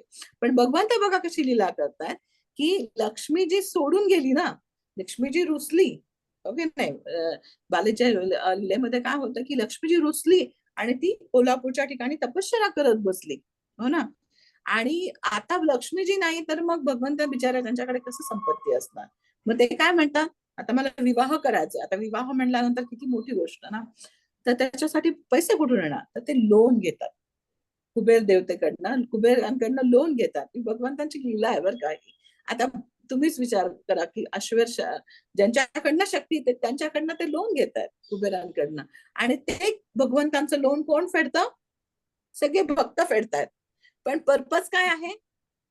भगवंतांना सहाय्य करणं हा नाहीये. बालाजी भगवानला दिलं की आपल्याला खूप मिळतं, हा फरक आहे, हो की नाही? ते भगवंत बिचारे ऋणी झाले कुबेराचे, म्हणून ते म्हणतात भक्तांना की माझं ते ऋण फेडण्यासाठी मला मदत करा, असं आव्हान करतात ना बालाजी भगवान. आणि म्हणून ते सगळेजण मदत करतात बालाजी भगवानला, हे करतात. परंतु पर्पज काय आहे? बालाजी भगवानला दिलं की त्याच्यापेक्षा 10 पटीने जास्त मिळतं, कारण भगवंत आहेत ना शेवटी. अनंत हस्ते कमलावरे किती घेशील दोन्ही कराने. माझे आजोबा खूप छान नेहमी म्हणायचे की अनंत हस्ते कमलावरे किती घेशील दोन्ही कराने. भगवंत द्यायला लागले त्यांचे अनंत हस्त, तुझे घेणारे 2च असतात रे, हो की नाही? माझी जोडीच दुबळी आहे, हो ना. तो तो सगळ्या अनंत कोटी ब्रह्मांडाचा तो नायक आहे भगवंत. तो द्यायला लागल्यानंतर माझे 2 हात कमी पडतील. ते अनंत हस्ते कमलावरे किती घेशील दोन्ही कराने. भगवंत काय देणार नाही. सो भगवंत सगळ्यात जास्त महत्वाची आणि सगळ्यात प्रिशियस गोष्ट भगवंतांकडे ती आहे, ती म्हणजे भगवंतांची भक्ती. दुसरं काहीच त्याची तोडी नाहीये. कारण काय? आयुष्याचं अल्टिमेट कल्याण आहे. काय करणार आहे? संपत्ती नको भगवंता, संपत्ती तर काय थोडा ह्याच्यापुरते, हो की नाही? परंतु एवढीच हवी की जेवढं पण भगवंतांची भक्ती ही तुमचं आपलं सगळ्यांचं अल्टिमेट कल्याण करणार आहे. आणि तो जो आनंद आहे तो त्याचं कंपॅरिझनच नाही ना कशाशी. भगवंतांच्या भक्तीचा जो आनंद आहे, भगवंतांच्या सेवेमध्ये जो आनंद आहे, भगवंतांच्या भक्तांच्या संघामध्ये जो आनंद आहे, त्याचं कंपॅरिझन करू शकत नाही कुठल्या आनंदाशी. आता मला खरंच आश्चर्य वाटतं, सिद्धी सारखी मुलगी की जी कॉलेजमध्ये, तिला अनंत गोष्टी आहेत ना बघण्यासाठी, राईट? म्हणजे सकाळी उठल्यापासून तुमचे फेसबुक, इन्स्टा सकाळपासून तर रात्रीपर्यंत साथ देणारे मित्र आहेत, हो की नाही? कुणी नाही तर ते तरी आहेत ना, रील्स आहेत, हे आहेत. But she is investing her time rather than wasting her time. So का? कारण हा नेक्टर मिळतो, कृष्ण भक्तीचा नेक्टर, कृष्ण भक्तांच्या संघाचा नेक्टर जो कुठेतरी एवढूसा मिळालाय आपल्याला, एवढूसा, तरी आपण त्याच्यात पोषण होतंय. तुम्ही विचार करा भगवंतांच्या भक्तीमध्ये काय आनंद असेल. जेव्हा खरंच भगवंत प्रसन्न होतील तर खरंच तसं होईल की अनंत असते कमलावर किती घेशील दोन्ही कराने, हो ना? हे भगवंतांना अपेक्षित आहे. आणि हे म्हणून विभूती योग का समजून घेतोय, तर हे सगळं जाणून घ्यायचंय की कसं कसं तुझ्या स्मरण करू भगवंता, निरंतर करू, हे तू मला सांग, हो की नाही? तर मग रुद्रांमध्ये शंकर मी आहे. तुम्ही बघितलं असेल, शंकर नेहमी तपश्चर्येमध्ये असतात, कधीच त्यांचे डोळे बंद. जेव्हा ते डोळे उघडतात, तिसरा डोळा उघडतात तर सगळे कापतात, भीतीने कापतात. 2 डोळे उघडले तर ठीक आहे, तिसरा उघडला तर फार अवघड आहे. पण हे शंकर देखील माझी विभूती आहे. कुबेर, जे आपण आता डिस्कस केली बालाजीची लीला, कुबेर मीच आहे. वसूंमध्ये अग्नी मी आहे. वसूंमध्ये अग्नी मी आहे. अग्नी का बरं? कारण काय? अग्नी हा सगळं पवित्र करतो. अग्नीचं एक नाव आहे, पवित्र करतो ना अग्नी. अग्नी जेव्हा पेट प्रज्वलित होतो, अग्नी पवित्र करतो. कुठलाही, म्हणजे इतकं अग्नीचं महत्व आहे. वेगवेगळ्या प्रकारचे अग्नी आहेत ना. तर अग्नी हा सगळा अशुद्धी नष्ट करतो. सूर्यदेवता, अग्निदेवता काय करतात? अशुद्धी नष्ट करतात. जेव्हा अग्नी प्रज्वलित होतो तेव्हा तो पवित्र करतो. म्हणून अग्नी मी आहे. मेरू शिखरी नाम, मेरू पर्वत. मेरू पर्वत, आता सर्व पर्वतांमध्ये मेरू पर्वत हा साधन संपत्तीबद्दल विश्वविख्यात आहे. मेरू पर्वताचं एक्झाम्पल कुठे आलं होतं शास्त्रामध्ये? रवी करतात मंथनामध्ये म्हणते, अमृत समुद्र मंथनामध्ये. कोणी सांगेल? अमृत मंथनामध्ये मेरू पर्वतावरती समुद्र उसळला होता. तर जेव्हा काय म्हणतात की समुद्र हा सगळ्या रत्नांची खाण, तसं जेव्हा देवतांकडे संपत्ती कमी होती तेव्हा त्यांना भगवंतांनी काय सांगितलं की तुम्ही समुद्र मंथन करा. तर त्यावेळेला रवी म्हणून कोणता पर्वत यूज केला होता? मेरू पर्वत. कारण काय? मेरू पर्वत त्याच्या प्राकृतिक साधन संपत्तीबद्दल विख्यात आहे. आणि मेरू पर्वताची रवी केली. आणि हे कोण केलं? दोरी कोणती केली होती? वासुकीची दोरी केली. आणि एकीकडे देवता एकीकडे दानव ह्यांनी ते केलं. परंतु जेव्हा करायला लागले तेव्हा काय झालं समुद्र मंथनाचं?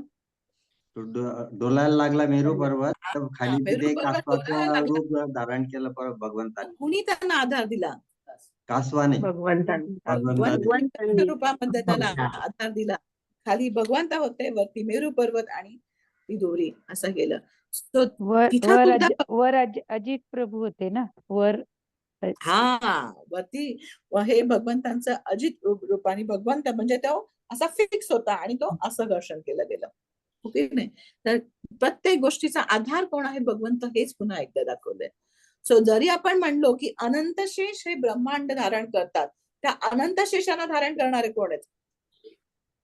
कधी ते बघा, ते जे प्लॅनेट आहे ना वैदिक प्लॅनेटचं जे अनंत शेषचे अनंत हुड आहेत ना, म्हणजे अनंत फणे आहेत त्यांचे, त्या प्रत्येक ह्याच्यावरती त्यांनी भौतिक ब्रह्मांड धारण केलंय. असे ते अनंत शेष सर्वात खाली आहेत बरं का. अतल वितल सुतल तरातल रसातल महातल पाताल पाताल त्याच्या खाली अनंत शेष आहेत. आणि त्या अनंत शेषच्या हुडवरती ते सगळे ब्रह्मांड धारण करतात. पण त्या अनंत शेषला कोण धारण केलंय? त्यांचं पण वजन कोणीतरी पेलायला पाहिजे ना. मी बघा केअरफुली, ते खाली कच्छ रूपाने भगवंत आहेत, त्या कासव अनंत आहे. शेष कासव आहेत.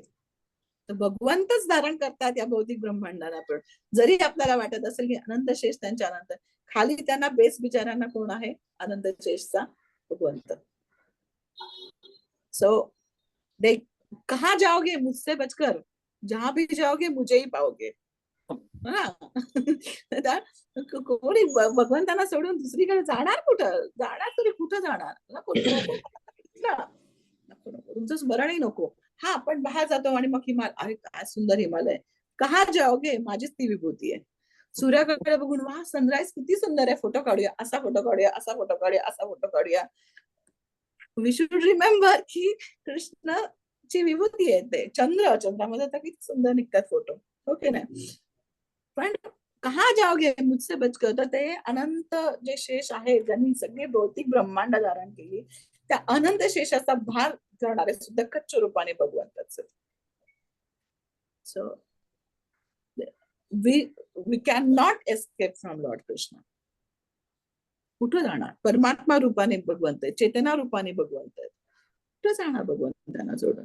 तर त्यापेक्षा उलट भगवंतांची भक्ती केली तर तुम्ही विचार करा, हे असे एवढे ज्यांच्या विभूती एवढ्या महान महान आहेत, असे भगवंत, मी कृष्ण म्हटल्यानंतर कृष्ण समोर येतात. कृष्ण म्हणलं तर कृष्ण येतात ऐकायला ते नाव. काय माझी योग्यता आहे? हो की नाही? जेव्हा मी महामंत्र घेते तेव्हा ते डायरेक्ट गोलक पर्यंत जाऊन पोहोचतं, ऍक्च्युअली जातं, जरी तुम्ही कसं घेतलं तरी. सो काय माझी योग्यता आहे अशा कृष्णांना की ज्यांचे एक विभूती शंकर आहेत, त्यांची एक विभूती शंकर आहेत, त्यांची एक विभूती कुबेर आहे, ज्यांची एक विभूती इंद्र देवता आहे, ज्यांची एक विभूती म्हणजे माझं हे पॉवरफुल मन, त्याच्यावरती अनेक अनेक अनेक ग्रंथ, अनेक अनेक अनेक गोष्टी लिहिलेल्या आहेत, ओके नाही. सो सर्व पर्वतांमध्ये मेरू मी आहे. आपण इथं घेऊ आता 21, 22 आणि 23 एकत्र वाचूया, खूप छान वाटेल आपल्याला. तर कोणी वाचेल का पहिले?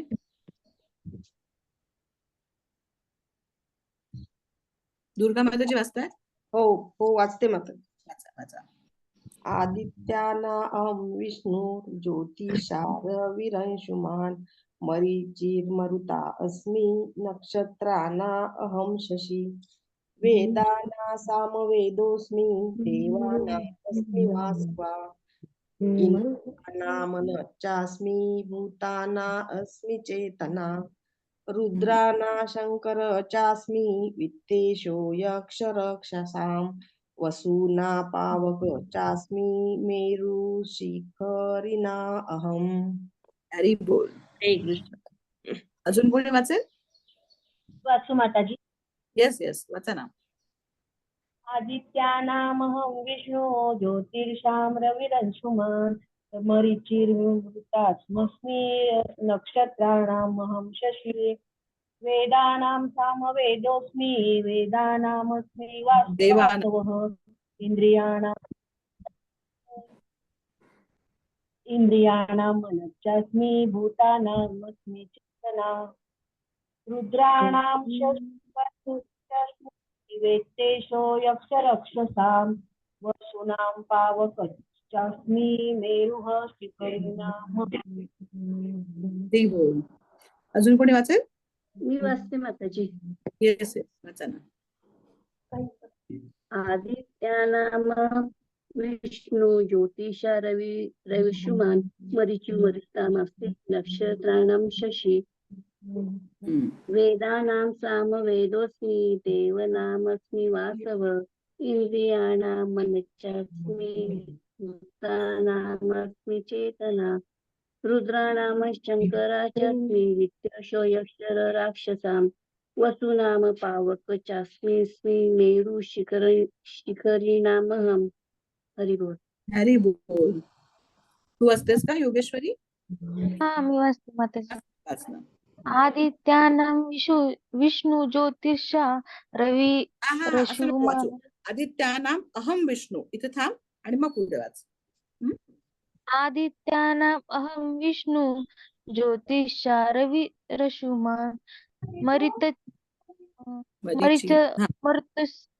मरुतास्मिन् नक्षत्रां शशि अहम शशी. अहं शशि वेदानां सामवेदस्मि देवानास्मि वासम् इंद्रियाणां नाही मनश्शास्मी. माताजी. हा बोल ना बोल. काय नाही चांगलं वाचतेस. मनश्शास्मी. इंद्रियाणां मनश्चास्मि भूतानास्मि चेतना रुद्राणां शंकर शास्मी. अस्मिन् वित्तेश यक्षरक्षसां वसूनां पावकम् अस्मिन् मेरु शिखरिणामहम्. हा. च अस्मी. चास्मी म्हणजे च अस्मी. ओके नाही तो पण मीच आहे. तो पण मीच आहे तर असं. रिव्हिजन करावं लागेल. हा किती छान. आता हे तुम्ही लिहून घेतले बरं का. आपण म्हणलं ना आपण 2 रिव्हिजन केलेलं आहे. तर पहिल्यापासून 21 पासून आता हे सुरू झालेली. आदित्यमध्ये विष्णू, ज्योतिषामध्ये रवी, त्याच्यानंतर मरीचीमध्ये मरुत, नक्षत्रांमध्ये कोण आहे? चंद्र आहे. वेदांमध्ये सामवेद, देवांमध्ये राजा इंद्र. ओके नाही देवाधिराज, स्वर्गाचा राजा वासव, इंद्रियांमध्ये मन, भूतांमध्ये चेतना, रुद्रांमध्ये शंकर, वित्तेशमध्ये कुबेर, वसुनाम वसु जे आहेत सगळे त्याच्यामध्ये अग्नी मी आहे आणि पर्वतांमध्ये मेरू है ना. मेरू पर्वत हा अचल नाहीये. तो थोडा पोझिशन चेंज करू शकतो. त्याच्यामुळे त्याचा हे केलं. आता अचलांमध्ये मात्र हिमालय पुढे जाऊन अचल पर्वत जे आहेत ना की जे अजिबात हालत नाहीयेत अशा पर्वतांमध्ये काय म्हणतात त्याला भगवंत हिमालय आहे. आणि आपण हे बघू की हिमालय हा जास्त ग्रेट आहे कारण तो हालत नाही हो ना पर्वतांमध्ये. तर आता आपण जे बघितलं होतं की का बरं असं केलं होतं. अजून एकच घेऊया का? एक श्लोक घेऊ आणि मग थांबूया. काय वाटतंय ना. आता एक पुरोधसांच मुख्यम विद्धि पार्थ बृहस्पतीं सेनानी अहं स्कंद सरसामस्मि सागर.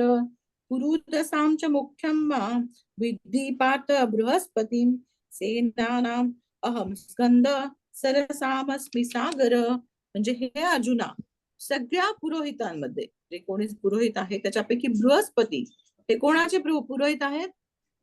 देवांचे. ओके नाही. बृहस्पती हे कोणाचे गुरु? इंद्र. जे इंद्राचे गुरु देखील बृहस्पती. तर हे जे बृहस्पती आहे सर्व पुरोहितांमधले प्रमुख पुरोहित तर ते बृहस्पती देखील मीच आहेत. सेनापतींमध्ये कार्तिकेय कार्तिक स्वामी अय्यप्पा स्वामी पण म्हणतात बघा त्यांना. ते ब्लॅक ड्रेस घालून ते अय्यप्पा स्वामींची उपासना करतात ना. बरोबर आहे ना. ते ना ब्लॅक ड्रेस घालतात. खूप असं व्रत करतात ते बघा की दाढी करत नाही, पायात चप्पल घालत नाही, असे बऱ्याच आहेत ना गोष्टी. तर ते कार्तिकेयाचे उपासना. काय माताजी? साऊथ साईडला करतात ना. साऊथवाले करतात खूप जास्त. तर ते कार्तिक स्वामीजी जे उपासना करतात. सेनापतींमध्ये कार्तिकेय मी आहे असं भगवंत म्हणतात. आणि जलाशयांमध्ये सागर समुद्र मी आहे. तर देवांमधील इंद्र तर मीच आहे. ते स्वर्गाधिपती आहे. बरोबर आहे. पण त्यांचे पुरोहित म्हणजे कोण आहेत? बृहस्पती. आणि बृहस्पती म्हणजे मी आहे. आणि कार्तिकेय कारण कार्तिकेयचा जन्मच कशासाठी झाला? सेनापती होण्यासाठी. हो की नाही? जेव्हा काय म्हणतात त्याला, असुरांचा प्रभाव खूप जास्त वाढला होता, तेव्हा कार्तिकेयाचा जन्म झाला. कारण की मग शंकर भगवानला सगळ्यांनी रिक्वेस्ट केली की आता आपल्याला सेनापती हवाय, देवतांकडे कोणीच सेनापती पदासाठी कोणीच नाहीये, तर तुम्ही तुमचा मुलगा ते होणार आहे. पण शंकर भगवान कसे आहेत, सतत भगवंतांच्या स्मरणामध्ये चिंतन करत असतात आणि ध्यान करत असतात, तर त्यांना पार्वती देवी कडे बघायला वेळच नाही. हो की नाही? मग कसा पुत्राचा जन्म होणार? मग ती पूर्ण ती लीला आहे आणि मग त्याच्यामधनं ती कार्तिकेयाचा जन्म होतो आणि कार्तिक त्या देवतांचे सेनापती होतात, हो ना? तो असे हे कार्तिकेय देवांचे सेनापती जे आहेत ते पण मीच आहे. आणि समुद्रांमध्ये, जलाशयांमध्ये सागर मी आहे. समुद्र हा तर म्हणून ह्या सगळ्या विभूती भगवंतांची महानता सांगतात. त्या सगळ्या विभूती काय सांगतायत? भगवंतांची महानता सांगतायत. तर हा पण श्लोक वाचला कोणीतरी, लास्ट श्लोक 24वा. वाचू माताजी? हा वाचा ना. पुरोधंसाच मुख्यं मा विधी पार्थ बृहस्पतिं सेनानी नामहं स्कंदः सरसा अस्मि सागर. हरी बोल. आता प्रभूजींपैकी कोणी वाचेल हे चारही श्लोक 21, 22, 23 आणि 24? वाचेल? कोणाला वाचायचंय? हरे कृष्ण माताजी. हा वाचा ना प्रभूजी. चारही वाचा. आदित्यानामहं विष्णु ज्योतिषां रविरंशुमान् मरीचिर्मरुतमस्मि नक्षत्राणाम् अहम् अशी वेदां सामवेदोऽस्मि देवान् अस्मि वासुवा इन्द्रियाणां मनश्चास्मि भूतानाम् अस्मि चेतना रुद्राणां शङ्करश्चास्मि वित्तशो यक्षरक्षसां वसुनां पावकश्चास्मि मेरुशिखरिणाम् अहम् पुरोधसां च मुखं मा विधि पार्थ बृहस्पतिं सेनानीनामहं स्कंद सरसामस्मि सागर. हरे कृष्ण. हरी बोल. धन्यवाद प्रभूजी. तर किती सुंदर ह्या सगळ्या विभूती झाल्या. तर आपण आता आज इथे थांबूया. कोणाचा काही प्रश्न आहे का? आपण आज जे काही डिस्कस केलं त्याच्यामध्ये, ओके नाही? किती वेगवेगळ्या ठिकाणी भगवंतांनी अशा विभूती आपल्या सांगितलेल्या आहेत. हे असं म्हणजे दोन असे हे करा की ह्याच्यामध्ये मी हे आहे. हे कशासाठी लक्षात ठेवायचं? तर भगवंताची विभूती कुठल्या ठिकाणी जास्त प्रगट झालेली हे आपल्याला रिमेंबर म्हणजे डोक्यामध्ये असावं आपल्या, ओके ना? म्हणून ह्या सगळ्या विभूती योग इथं सांगितलेला आहे, जेणेकरून एका भक्ताची भगवंतांवरती श्रद्धा दृढ होते. आता आपल्याला तसं वाटतं की नाही? आपल्याला इतके दिवस सूर्याकडे बघून काय फक्त सूर्य आहे असं वाटायचं. आता जेव्हा कळतंय की सूर्य त्याच्यामुळे आहे कारण भगवंत ब्रह्मज्योतीचं तेज त्याच्याबरोबर आहे. चंद्र का बरं एवढा अट्रॅक्टिव्ह वाटतो? कारण कृष्णाचं त्याच्यामध्ये अट्रॅक्ट आहे. मेरू पर्वत हा जो आहे तो इतका महान आहे की ज्याच्यामुळे समुद्र मंथन सारखी लीला झाली, पण तो मेरू पर्वत देखील भगवंतांची एक विभूती आहे. तर काय म्हणतात त्याला? येन केन प्रकारे मन कृष्ण अनुशीलनम. कुठल्याही प्रकाराने भगवंतांच्या भक्तीमध्ये, भगवंतांच्या स्मरणामध्ये ते मन लागलं पाहिजे, ओके नाही? तर म्हणून हे भौतिक भावामध्ये मी तुझं कसं स्मरण करू हे इथं विशेष रूपाने विचारतोय. योगेश्वरी बोल, तुला काय विचारायचंय का? हा, हरे कृष्ण माताजी. माझा प्रश्न म्हणजे चुकीचा आहे का बरोबर आहे माहित नाही, पण मला म्हणायचं की चंद्र सूर्य आहेत ना, मग ब्रह्मज्योती असं डायरेक्ट आपल्या मटेरियल वर्ल्ड मध्ये का नाही येऊ शकत? हा, सूर्यचंद्राची गरजच काय होती ना, ओके नाही? हा ब्रह्मज्योती का बरं? कारण हा भौतिक ब्रह्मांडांमध्ये हे अंधकार आहे, तमोगुण प्रादुर्भावाने इथं आहे. आणि जर ब्रह्मज्योती जरी इथं तेज आलं असतं तर मग भौतिक जग राहिलंच असतं का? नाही. ज्या ठिकाणी ब्रह्मज्योतीचं तेज येतं तिथे रजगुण तमोगुण सारख्या गोष्टी अस्तित्वात राहू शकतील का? नाही. बट विदाउट रजगुण तमोगुण आपल्यासारखे लोक भौतिक जगामध्ये खुश राहिले असते का? नाही. याचा आन्सर पण नाहीये. आपल्याला वाटतं रजगुण तमोगुण हे खूप जास्त डेंजरस आहेत, पण आपली इच्छा होती ते. That was our requirement. भौतिक जगाची रिक्वायरमेंट, भगवंता मला हे पाहिजे, भगवंता मला एन्जॉयमेंट करायची आहे, मला तिथं स्वतंत्र इच्छा पाहिजे. बर ठीक आहे, भगवंता म्हणते सँक्शन. भगवंता जेव्हा मी एन्जॉय करणार तेव्हा तुम्ही तिथे नको, ठीक आहे, दॅट इज ऑल्सो. भगवंता या भौतिक जगामध्ये मला राहायचंय, पण नुसतं सत्वगुणामध्ये काही मजा नाहीये. सत्वगुणामध्ये मी फक्त तुमची भक्ती करेन, मी दुसरं काही करणार नाही. रजोगुणामध्ये मला व्हरायटी मिळेल, मला वेगळ्या वेगळ्या ऍक्टिव्हिटी मिळतील. भगवंत म्हणतात सँक्शन. मग म्हणतात नुसताच रजोगुण सुद्धा नको भगवंतात, तमोगुण पण पाहिजे.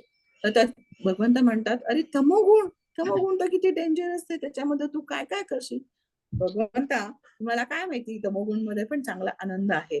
तुम्ही एका शराबीला विचारत होता, he is in the gross mode of material, म्हणजे ignorance, he is in the gross mode of ignorance ना. पण त्याला विचारलं तर तो काय म्हणेल, मज्जा येते ना.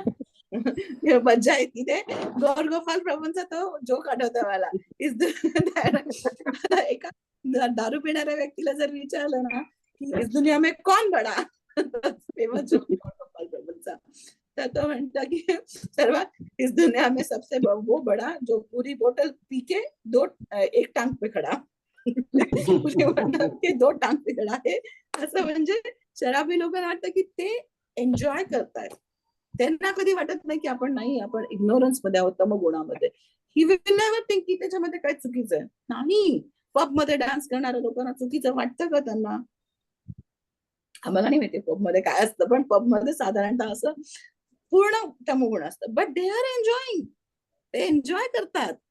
तर ह्या गोष्टी पाहिजेत योगेश्वरी माताजी आपल्याला, म्हणून आपल्याला रजोगुण पाहिजे. तर मग जिथे ब्रह्मज्योती येईल तिथे ह्या गोष्टी अस्तित्वात असतील का, तुम्ही विचार करा. How can this things be possible? म्हणजे ब्रह्मज्योती आहे ती, ब्रह्मज्योती भगवंतांच्या अंगकांतीचं दिव्य तेज, त्याच्यामध्ये फक्त आणि फक्त शुद्ध सत्वच राहू शकतो. रजोगुण, तमोगुण, अंधकार, म्हणून भौतिक जगामध्ये तो येत नाही ब्रह्मज्योतीचं तेज. ही आपली इच्छा होती म्हणून आपण अंधकार. मूवी कुठे एन्जॉय केला जातो तुम्हाला सांगा, गंमत. तुम्ही अगदी छोटस एक्झाम्पल, मूवी म्हणजे काय असतं, इल्युजन, भ्रम असतो. खरं असतं का मूवी? नाही. एन्जॉय करतो का आपण? करतो. कसं एन्जॉय करतो? अंधार करतो. अंधार. तुम्ही विचार करा, जर तुम्हाला सूर्यप्रकाशामध्ये मूवी बसायला बसवलं, किती तो शाहरुख खान चांगली गाणी म्हणू दे, आवडणार आहे का? सूर्य आहे, सूर्याच्या समोर कसं एन्जॉय करणार? सूर्य देता कसं काय एन्जॉय करणार? म्हणून मूवी कसं बघतो आपण? अंधार करून बघतो. आणि मग काय होतं? मजा येते. कारण काय, ते सगळं खरं वाटायला लागतं. त्याच्या जागी आपण स्वतःला इमॅजिन करायला लागतो थोड्या वेळाने की हा ते काय, म्हणजे हे असंच आहे की काय म्हणतात की सारे जगत में आपसा कोई हसीन नाही. मग आपल्याला वाटतं की हे गाणं मला पण थोडस लागू पडतंय बरं का, असं वाटायला लागतं. सो इल्युजन आहे, पण ते एन्जॉय कधी करणार? अंधारामध्ये एन्जॉय करणार. सो भौतिक जग कसं आहे? एन्जॉय करण्यासाठी बनवलंय, आपल्या स्वतंत्र एन्जॉयमेंटसाठी. तिथे ब्रह्मज्योती आल्यानंतर आपण भगवंता चीटिंग करते हो तुम, सब लोगों को लेके आ गए, तो नाही का म्हणतो सिंगम मध्ये की चीटिंग करता है, तो चीटिंग करता है, सब पुलिस को साथ में लेके आ गया मुझे करने के लिए. तसं तुम्ही भगवंता चीटिंग केलीस तू, मला तू भौतिक जगात पाठवलं, पण तिथं तर रजोगुण नाही, तमोगुण नाही, कसं एन्जॉय करणार? तसं शुद्ध सत्वामध्ये कसं एन्जॉय करणार? तिथे फक्त तुमची भक्तीच करू शकतो. बट वी डोंट अंडरस्टँड की that is the real enjoyment. शुद्ध सत्वामध्ये जेव्हा जातो तेव्हा तो जो आनंद आहे तो ह्या आनंदाचा कंपॅरिझनच नाहीये. But being a fallen soul, condition soul, आपला आनंद इकडे जास्त आहे, इकडे जास्त आहे. म्हणून आपल्याला ना थोडस टर्न बॅक, इकडे बघ जरा, थोडस इकडे बघ, असं म्हणावं लागतं. अभ्यास करावा हे सांगावं लागतं, जप करा हे सांगावं लागतं, सत्संगला या हे सांगावं लागतं, मूव्ही बघा हे सांगावं लागत नाही, टीव्ही बघा हे सांगावं लागत नाही, रील्स बघा हे सांगावं लागतं का कोणाला? नाही. का? नॅचरल टेंडन्सी आहे रजोगुण तमोगुण कडे. सो दॅट्स वाय इथं नाही चालत ब्रह्मज्योती, इथं चालतो. पण तरी बिचारे भगवंत इतके कृपाळू आहेत, नुसतं अंधारात ठेवलं नाहीये त्यांनी दोन्ही दिलं, दिवसही दिलं आणि रात्रही दिली. भगवंत किती कृपाळू आहेत. सूर्य आणि चंद्र त्यांनी रिप्रेझेंटेटिव्ह ठेवले आहेत आपले. जा बाबा, माझ्या मुलांना जरा बघा कसे करतात, काय करतात, त्यांना जी काय गरज लागते ती भागवा त्यांची गरज, असं भगवंतांनी सांगितलं. बरोबर आहे योगेश्वरी माताजी? हो हो है ना? सो भगवंत, सो कृष्णा, भगवंत हे खूप हुशार आहे. आणि भगवंतांचे भक्त जेही कृष्ण भजे सेही बडा चतुर. जे कृष्णाचे भक्ती करतात ना ते भक्तही चतुर असतात. का बरं चतुर असतात? कारण ते जाणतात की अल्टिमेट बेनिफिट देणारी गोष्ट कोणती आहे ना. सिद्धी, हो. तुला काय विचारायचं आहे? माताजी, याच्यावरती एक सांगता येईल की म्हणजे जसं आता या भौतिक जगामध्ये सुद्धा म्हणजे भौतिक जग भरपूर मोठं आहे, पण त्याच्यामध्ये जे तुरुंग आहे ते तुरुंग फार लहान आहे. म्हणजे तसं जे अध्यात्मामध्ये आहे ना, तो जो काळा हे ठिक्कर आहे तो, त्याला काय महत्त्व ते कमी आहे आणि हे अध्यात्म जग मोठं आहे. आणि Yes. आता हे माताजींनी जसं विचारलं की भौतिक जगामध्ये अंधार ते ब्रह्मतत्व काय नाही, तर भौतिक जगामध्ये आता सर्वदूर प्रकाश असतो पण जेलमध्ये प्रकाश नसतो. एखाद्याला तर उलट इतकं त्रास देण्यासाठी अंधार कोठडीमध्ये टाकतात ती. कारण हे शिक्षासाठी पण भौतिक जग आहे आपल्याला. तसं सृष्टी पण जगमध्ये आपल्याला शिक्षा पण दिली त्यावेळेला जाते. शिक्षा देण्यासाठी आहे. बरोबर आहे प्रभूजी तुमचं पॉइंट एकदम. पण या ह्याच्यासाठी आपण कसं एक्झाम्पल देऊ शकतो की शिक्षा देणार आपल्याला कुठं वाटतं शिक्षा भौतिक जगात येतो तेव्हा आपल्याला नाही वाटत. We are enjoying in this world ना. आपल्याला तर ही एन्जॉयमेंट देवांची मर्सी आहे हे आपण कळायला पाहिजे. आणि हे अंधकार मध्येच एन्जॉय करू शकतो. म्हणून मी ते मूव्ही थिएटरचं एक्झाम्पल दिलं. अजून एक गोष्ट बरं का, अजून एक त्याच्यामध्ये मला क्लिअर करायचं होतं. तिथं ते सगळं इल्युजन असतं, भ्रम असतो आणि जे बघतो आपण टीव्ही मध्ये. पण इथं जे असतो तर ही भौतिक जगामध्ये ज्या गोष्टी असतात त्या इल्युजन आहेत का, भ्रम आहे का? हे जे आपण जन्म घेतो किंवा हे करतो, आपले मुलं असतात, बाळ असतात, त्यांचं हे करतो, पालन पोषण करतो, हा भ्रम आहे का? भौतिक जग हा भ्रम आहे का? नाही. हा नाहीये, भ्रम नाहीये. तर दिसतंय मला डोळ्यांना. मग काय आहे? प्रभुपाद म्हणतात मागच्या जन्माच्या कर्मामुळे आपण एकत्र आलेलो आहे आणि त्या गोष्टी जेव्हा ते व्यक्ती आपल्याला भेटतात. बरोबर आहे. तर भौतिक जग हे प्रभुपाद म्हणतात material world is not illusion but it is illusionary. भ्रम नाहीये पण भ्रमात टाकणारा मला वाटते. Material world is not illusion, it's not illusion but it is illusionary. है ना. काही संप्रदाय म्हणतात की ब्रह्म सत्य जगत मिथ्या. ओके नाही, काही संप्रदाय म्हणतात ब्रह्म सत्य जगत मिथ्या. एका दृष्टीने बरोबर आहे, पण मिथ्या कसं असेल? मला तर वाटतंय माझी मुलं आहेत, माझी घर आहे, माझी फॅमिली आहे, मला हे आहे. So it is not illusion but it is illusionary. भ्रम नाहीये, भ्रमात टाकणारा मात्र नक्कीच आहे. सो मटेरियल वर्ल्ड हे असं आहे. हे प्रभुपाद नेहमी सांगायचे, it is not illusion but it is illusionary. हा पण जसं प्रभूजी म्हणतात it is temporary, everything is temporary. हे जे संबंध आहेत, नाते आहेत, ते आहेत, it is just for this only birth. After ही चेतना निघून गेली की काहीच नाही. कोण कोणाची माता, कोण कोणाचा पिता, कोण कोणाचा बंधू, असा प्रकार आहे ना. आपल्याला लक्षात घ्यायला पाहिजे की आपण प्रेम कोणावरती करायचं. आपण सगळ्यांवरती म्हणजे सगळ्या गोष्टी करायच्या, पण प्रेम हे कृष्णावरती करायचं. आणि if you please Krishna everybody is happy. You don't need to please any other person किंवा कुठला देवी देवतांना वेगळं. If you please Krishna everybody is happy. कारण काय, सगळ्या विभूती त्यांच्याच पासून. ठीक आहे, त्याची तुमचा काय प्रश्न आहे? कालच्या दिवशी एका यांच्याकडनं ऐकलं मी प्रवचनामध्ये की विभूती योग का सांगितला भगवंतांनी. ते आता हे सांगितलं सर्व, पण त्याच्यावरती आपला काही विश्वास तरी पण बसत नाही. म्हणजे हिमालय म्हणजे आहे भगवंतांनी, म्हणजे तसं मुंगीचं पण उदाहरण देऊ शकले असते म्हणे, पण भगवंतांनी असे मोठे मोठे उदाहरण दिले. पण म्हटलं मोठे उदाहरण देऊन पण काही काही जणांना असं समाधान होत नाही. तर मग त्यांनी काय सांगितलं म्हणे की जसे आपले वडील असले, वडिलांची बॅग आपण घरामध्ये पाहिली तर मग आपण काय समजतो की वडील आलेले आलेत. हा, बरोबर. म्हणजे ऍक्च्युअली तर वडील काही पाहिलेले नसताना, बरोबर. त्या बॅगेवरून त्याला वडिलांची म्हणजे आठवण सूर्य. Yes. त्याप्रमाणे म्हणे भगवंताचं हे ऐश्वर पाहिलं भगवंतांचे त्याची आपल्याला आठवण यायला प्रेझेन्स पाहिजे. कळतो. येस, त्याच्यासाठी हे आहे, आपल्यासारख्यांसाठी आहे ते. ठीक आहे, थांबूयात मग आपण. सिद्धी, तुला काय विचारायचं आहे?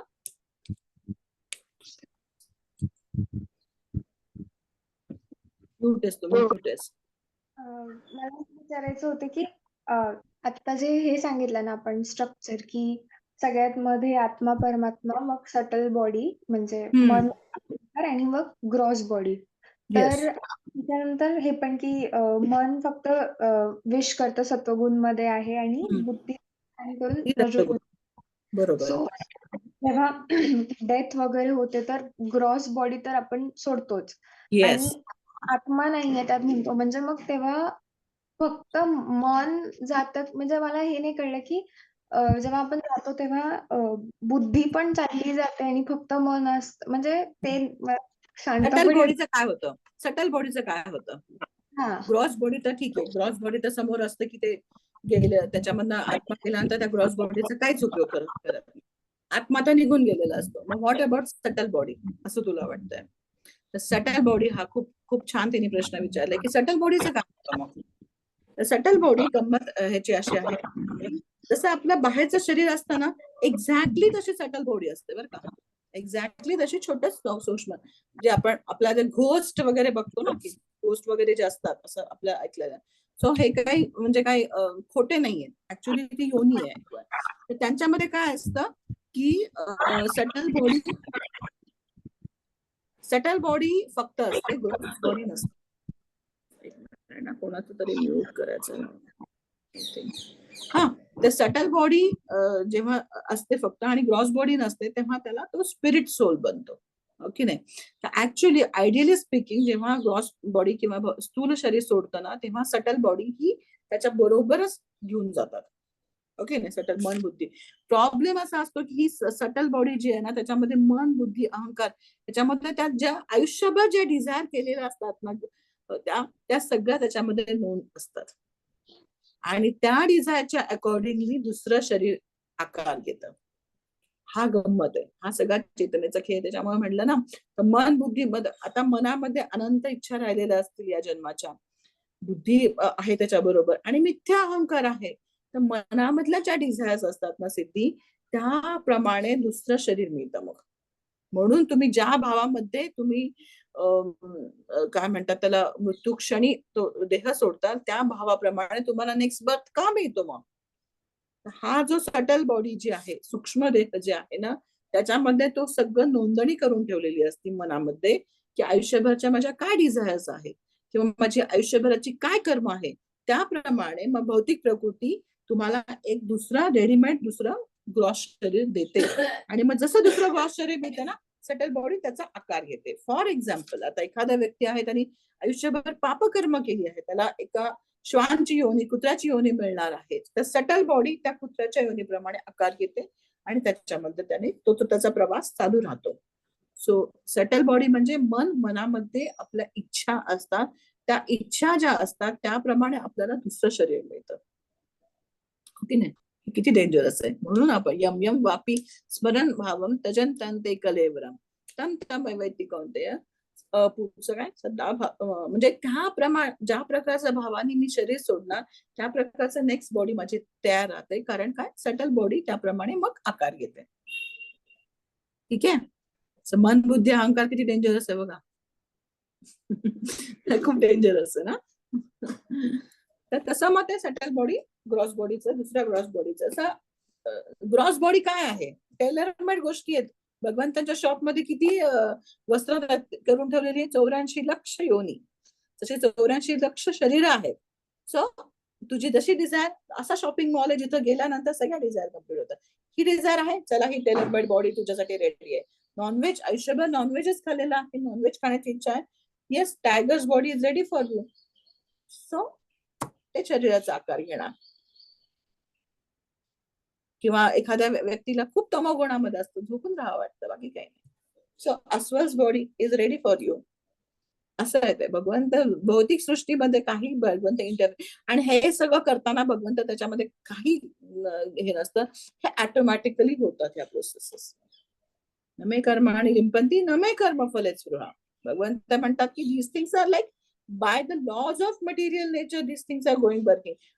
भगवंतांच्या सँक्शनने होतात, बट प्रकृती एक्झिक्यूट करते, है ना. सो असं सगळं आहे. तर आता आपण एकमेकांसाठी प्रार्थना करूया की मी जो काही भगवंतांचा नाम जप करतो तो चांगला व्हावा आणि ते माताजी, म्हणजे आपण जेव्हा देह सोडतो तेव्हा आपला आत्मा म्हणजे सच्चित आनंद आणि सूक्ष्म देह म्हणजे मन, बुद्धी, अहंकार हे एवढं जातं का? शरीर सोडतो तेव्हा आत्मा निघून जातो. परमात्मा आणि आत्मा, परमात्मा पण असतो आणि आत्मा पण असतो ना, हे तर माहितीये. तर परमात्मा हा आपल्या अंगठा एवढा साईजचा असतो. प्रत्येकाचा जेवढा अंगठा आहे तेवढा परमात्माचा साईज असतो. आणि आत्माचा साईज काय असतो? केसांचा 1/10 भाग केला, त्याचा अजून 1/10 भाग केला तर इतका छोटासा सूक्ष्म असा आत्मा असतो. आत्मा आणि परमात्मा जसे शरीर सोडून जातात, सटल बॉडीला सोडावं लागतं शरीर. By the laws of nature मन, बुद्धी, अहंकार त्या शरीरात ते बाहेर पडतात. पण प्रॉब्लेम असा असतो, ती सटल बॉडी जी असते ना, त्या तिथंच अडकत राहते. आत्मा देखील सहज जात नाही, तो तिथंच राहतो. त्याला म्हणतात की आता झालाय बाबा, ह्या तुझ्या देहाचा प्रवास जो काही आहे तो आता चल तू पुढे, तो तिथंच राहतो. म्हणून ते 13 दिवस फॉलो का करतो आपण? तर 13 दिवसांमध्ये तो ट्राय करतो, तो बघतो की अरे बाबा, जोपर्यंत ते शरीर आहे त्या शरीराला मग ते जातात वगैरे, मग त्याला लक्षात येतं की आता हे माझ्या, मी कितीही प्रयत्न केला तरी ह्या बॉडीमध्ये मी परत जाऊ शकणार नाही. But he is very very attach to the body. आपले शास्त्र इतके सुंदर आहेत ना, का बरं आपण असं ते संस्कार करतात सगळ्या प्रकारचे? कारण बिकॉज पूर्ण आयुष्य त्यांनी त्या ग्रॉस बॉडीमध्ये घालवलेलं असतं. He is very very attach to the gross body. त्याच्यामुळे तो इच्छा पुन्हा त्या शरीरामध्ये एंट्री करायची असते त्याला, बट करू शकत नाही. तर मग त्याला लक्षात येतं की माझी आता स्थूल शरीरचं नाही राहिलं, तर सूक्ष्म शरीर आहे फक्त. जर इच्छा तशाच राहिल्या तर मग तो काय म्हणतात त्याला, भूतपिशाच्या योनीमध्ये. परंतु जर त्याचे सगळे व्यवस्थित संस्कार झाले असतील तर मग त्याला कळतं की आता तुझा प्रवास करायचा आपल्याला, मग त्याप्रमाणे तो दुसरा देह आकार घ्यायला लागतो. ठीक आहे. सटल बॉडीला पण सोडावं लागतं. सटल बॉडी जेव्हा सोडते शरीर तेव्हा ती अशी असते, म्हणजे ज्या प्रकारचं शरीर असतं त्या प्रकारची साधारणतः तिचा ढाचा असतो, पण अगदी छोटस असतं ते सटल बॉडी. म्हणजे आपण बघतो ना काही काही मूव्हीज मध्ये ते स्पिरिट्स वगैरे दाखवले, त्याचे त्यांना इच्छा असते पण पूर्ण करण्यासाठी त्यांना इच्छा खूप असते, मी खावं, मी एन्जॉय करावं, but they can not do with the subtle body. You can not do anything ना, जोपर्यंत त्याच्या ग्रॉस बॉडीमध्ये. म्हणून ते दुसऱ्याला पजेस करतात. दुसऱ्याला का पजेस करतात? कारण जोपर्यंत त्यांना मटेरियल बॉडी किंवा ग्रॉस बॉडी मिळत नाही तोपर्यंत इच्छा नाही. खाण्याची इच्छा आहे पण जोपर्यंत हात खाऊ घालणार नाही कसं काय खाणार? म्हणून दुसऱ्या शरीरामध्ये प्रवेश करतात आणि त्यांच्याकडनं त्यांच्या इच्छा पूर्ण करून घेतात. शास्त्र आहे. सटल बॉडी नुसती तशीच राहिली म्हणजे इच्छा तशाच राहिल्या, मोस्टली म्हणजे ऍक्सिडेंट केसेस असतात किंवा असं अनटाइमली डेथ जिथं असते तिथे या गोष्टींची संभावना थोडी जास्त असते. किंवा सुसाईड, आत्महत्या का करू नये? आपल्या शास्त्रामध्ये आत्महत्या ही वर्ज्य सांगितलेली आहे. तर का करू नये? कारण आत्महत्या केल्यानंतर तुम्ही काय करता? प्रकृतीचे लॉज ब्रेक करता, नियम ब्रेक करतात. आणि त्यामुळे काय होतं की सटल बॉडीला नवीन ग्रॉस बॉडी मिळतच नाही. तेवढी वर्ष कशीच काढावी लागतात. एखाद्याचं ठरलेलं आयुष्य जर 70 वर्षाचं होतं आणि त्या व्यक्तीने जर 40व्या वर्षी सुसाईड केलं तर पुढची 30 वर्ष त्याला त्या पिशाच्य योनीमध्ये घालावी लागतात. मग त्याला पुढचं शरीर मिळतं. प्रकृतीचे लॉज नाही चेंज होत ना, हे असं सगळं आहे. हो की नाही?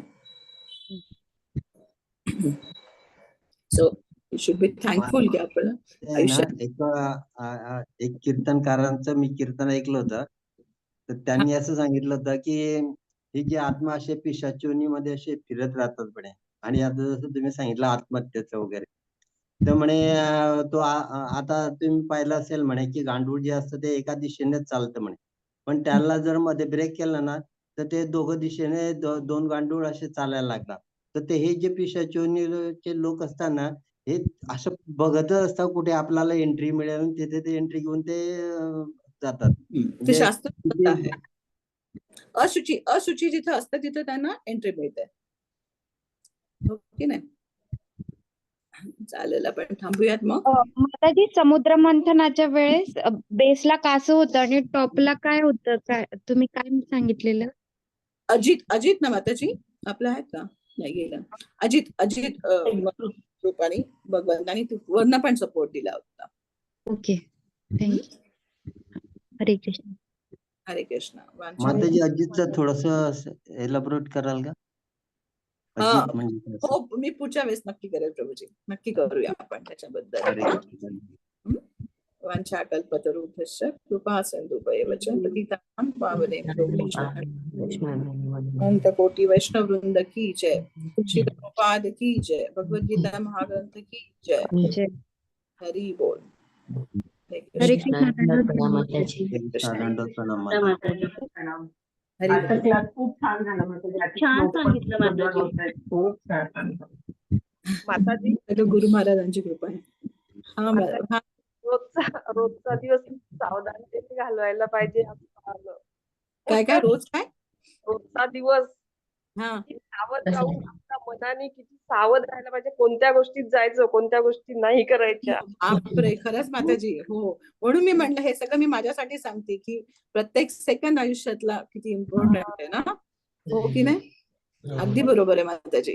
कारण नाहीतर मग तुम्ही बघा ना, ते किती सूक्ष्म तो मिथ्या अहंकार आहे तो, आणि मन बुद्धी सटल बॉडी मध्ये सगळी नोंदणी होतीये.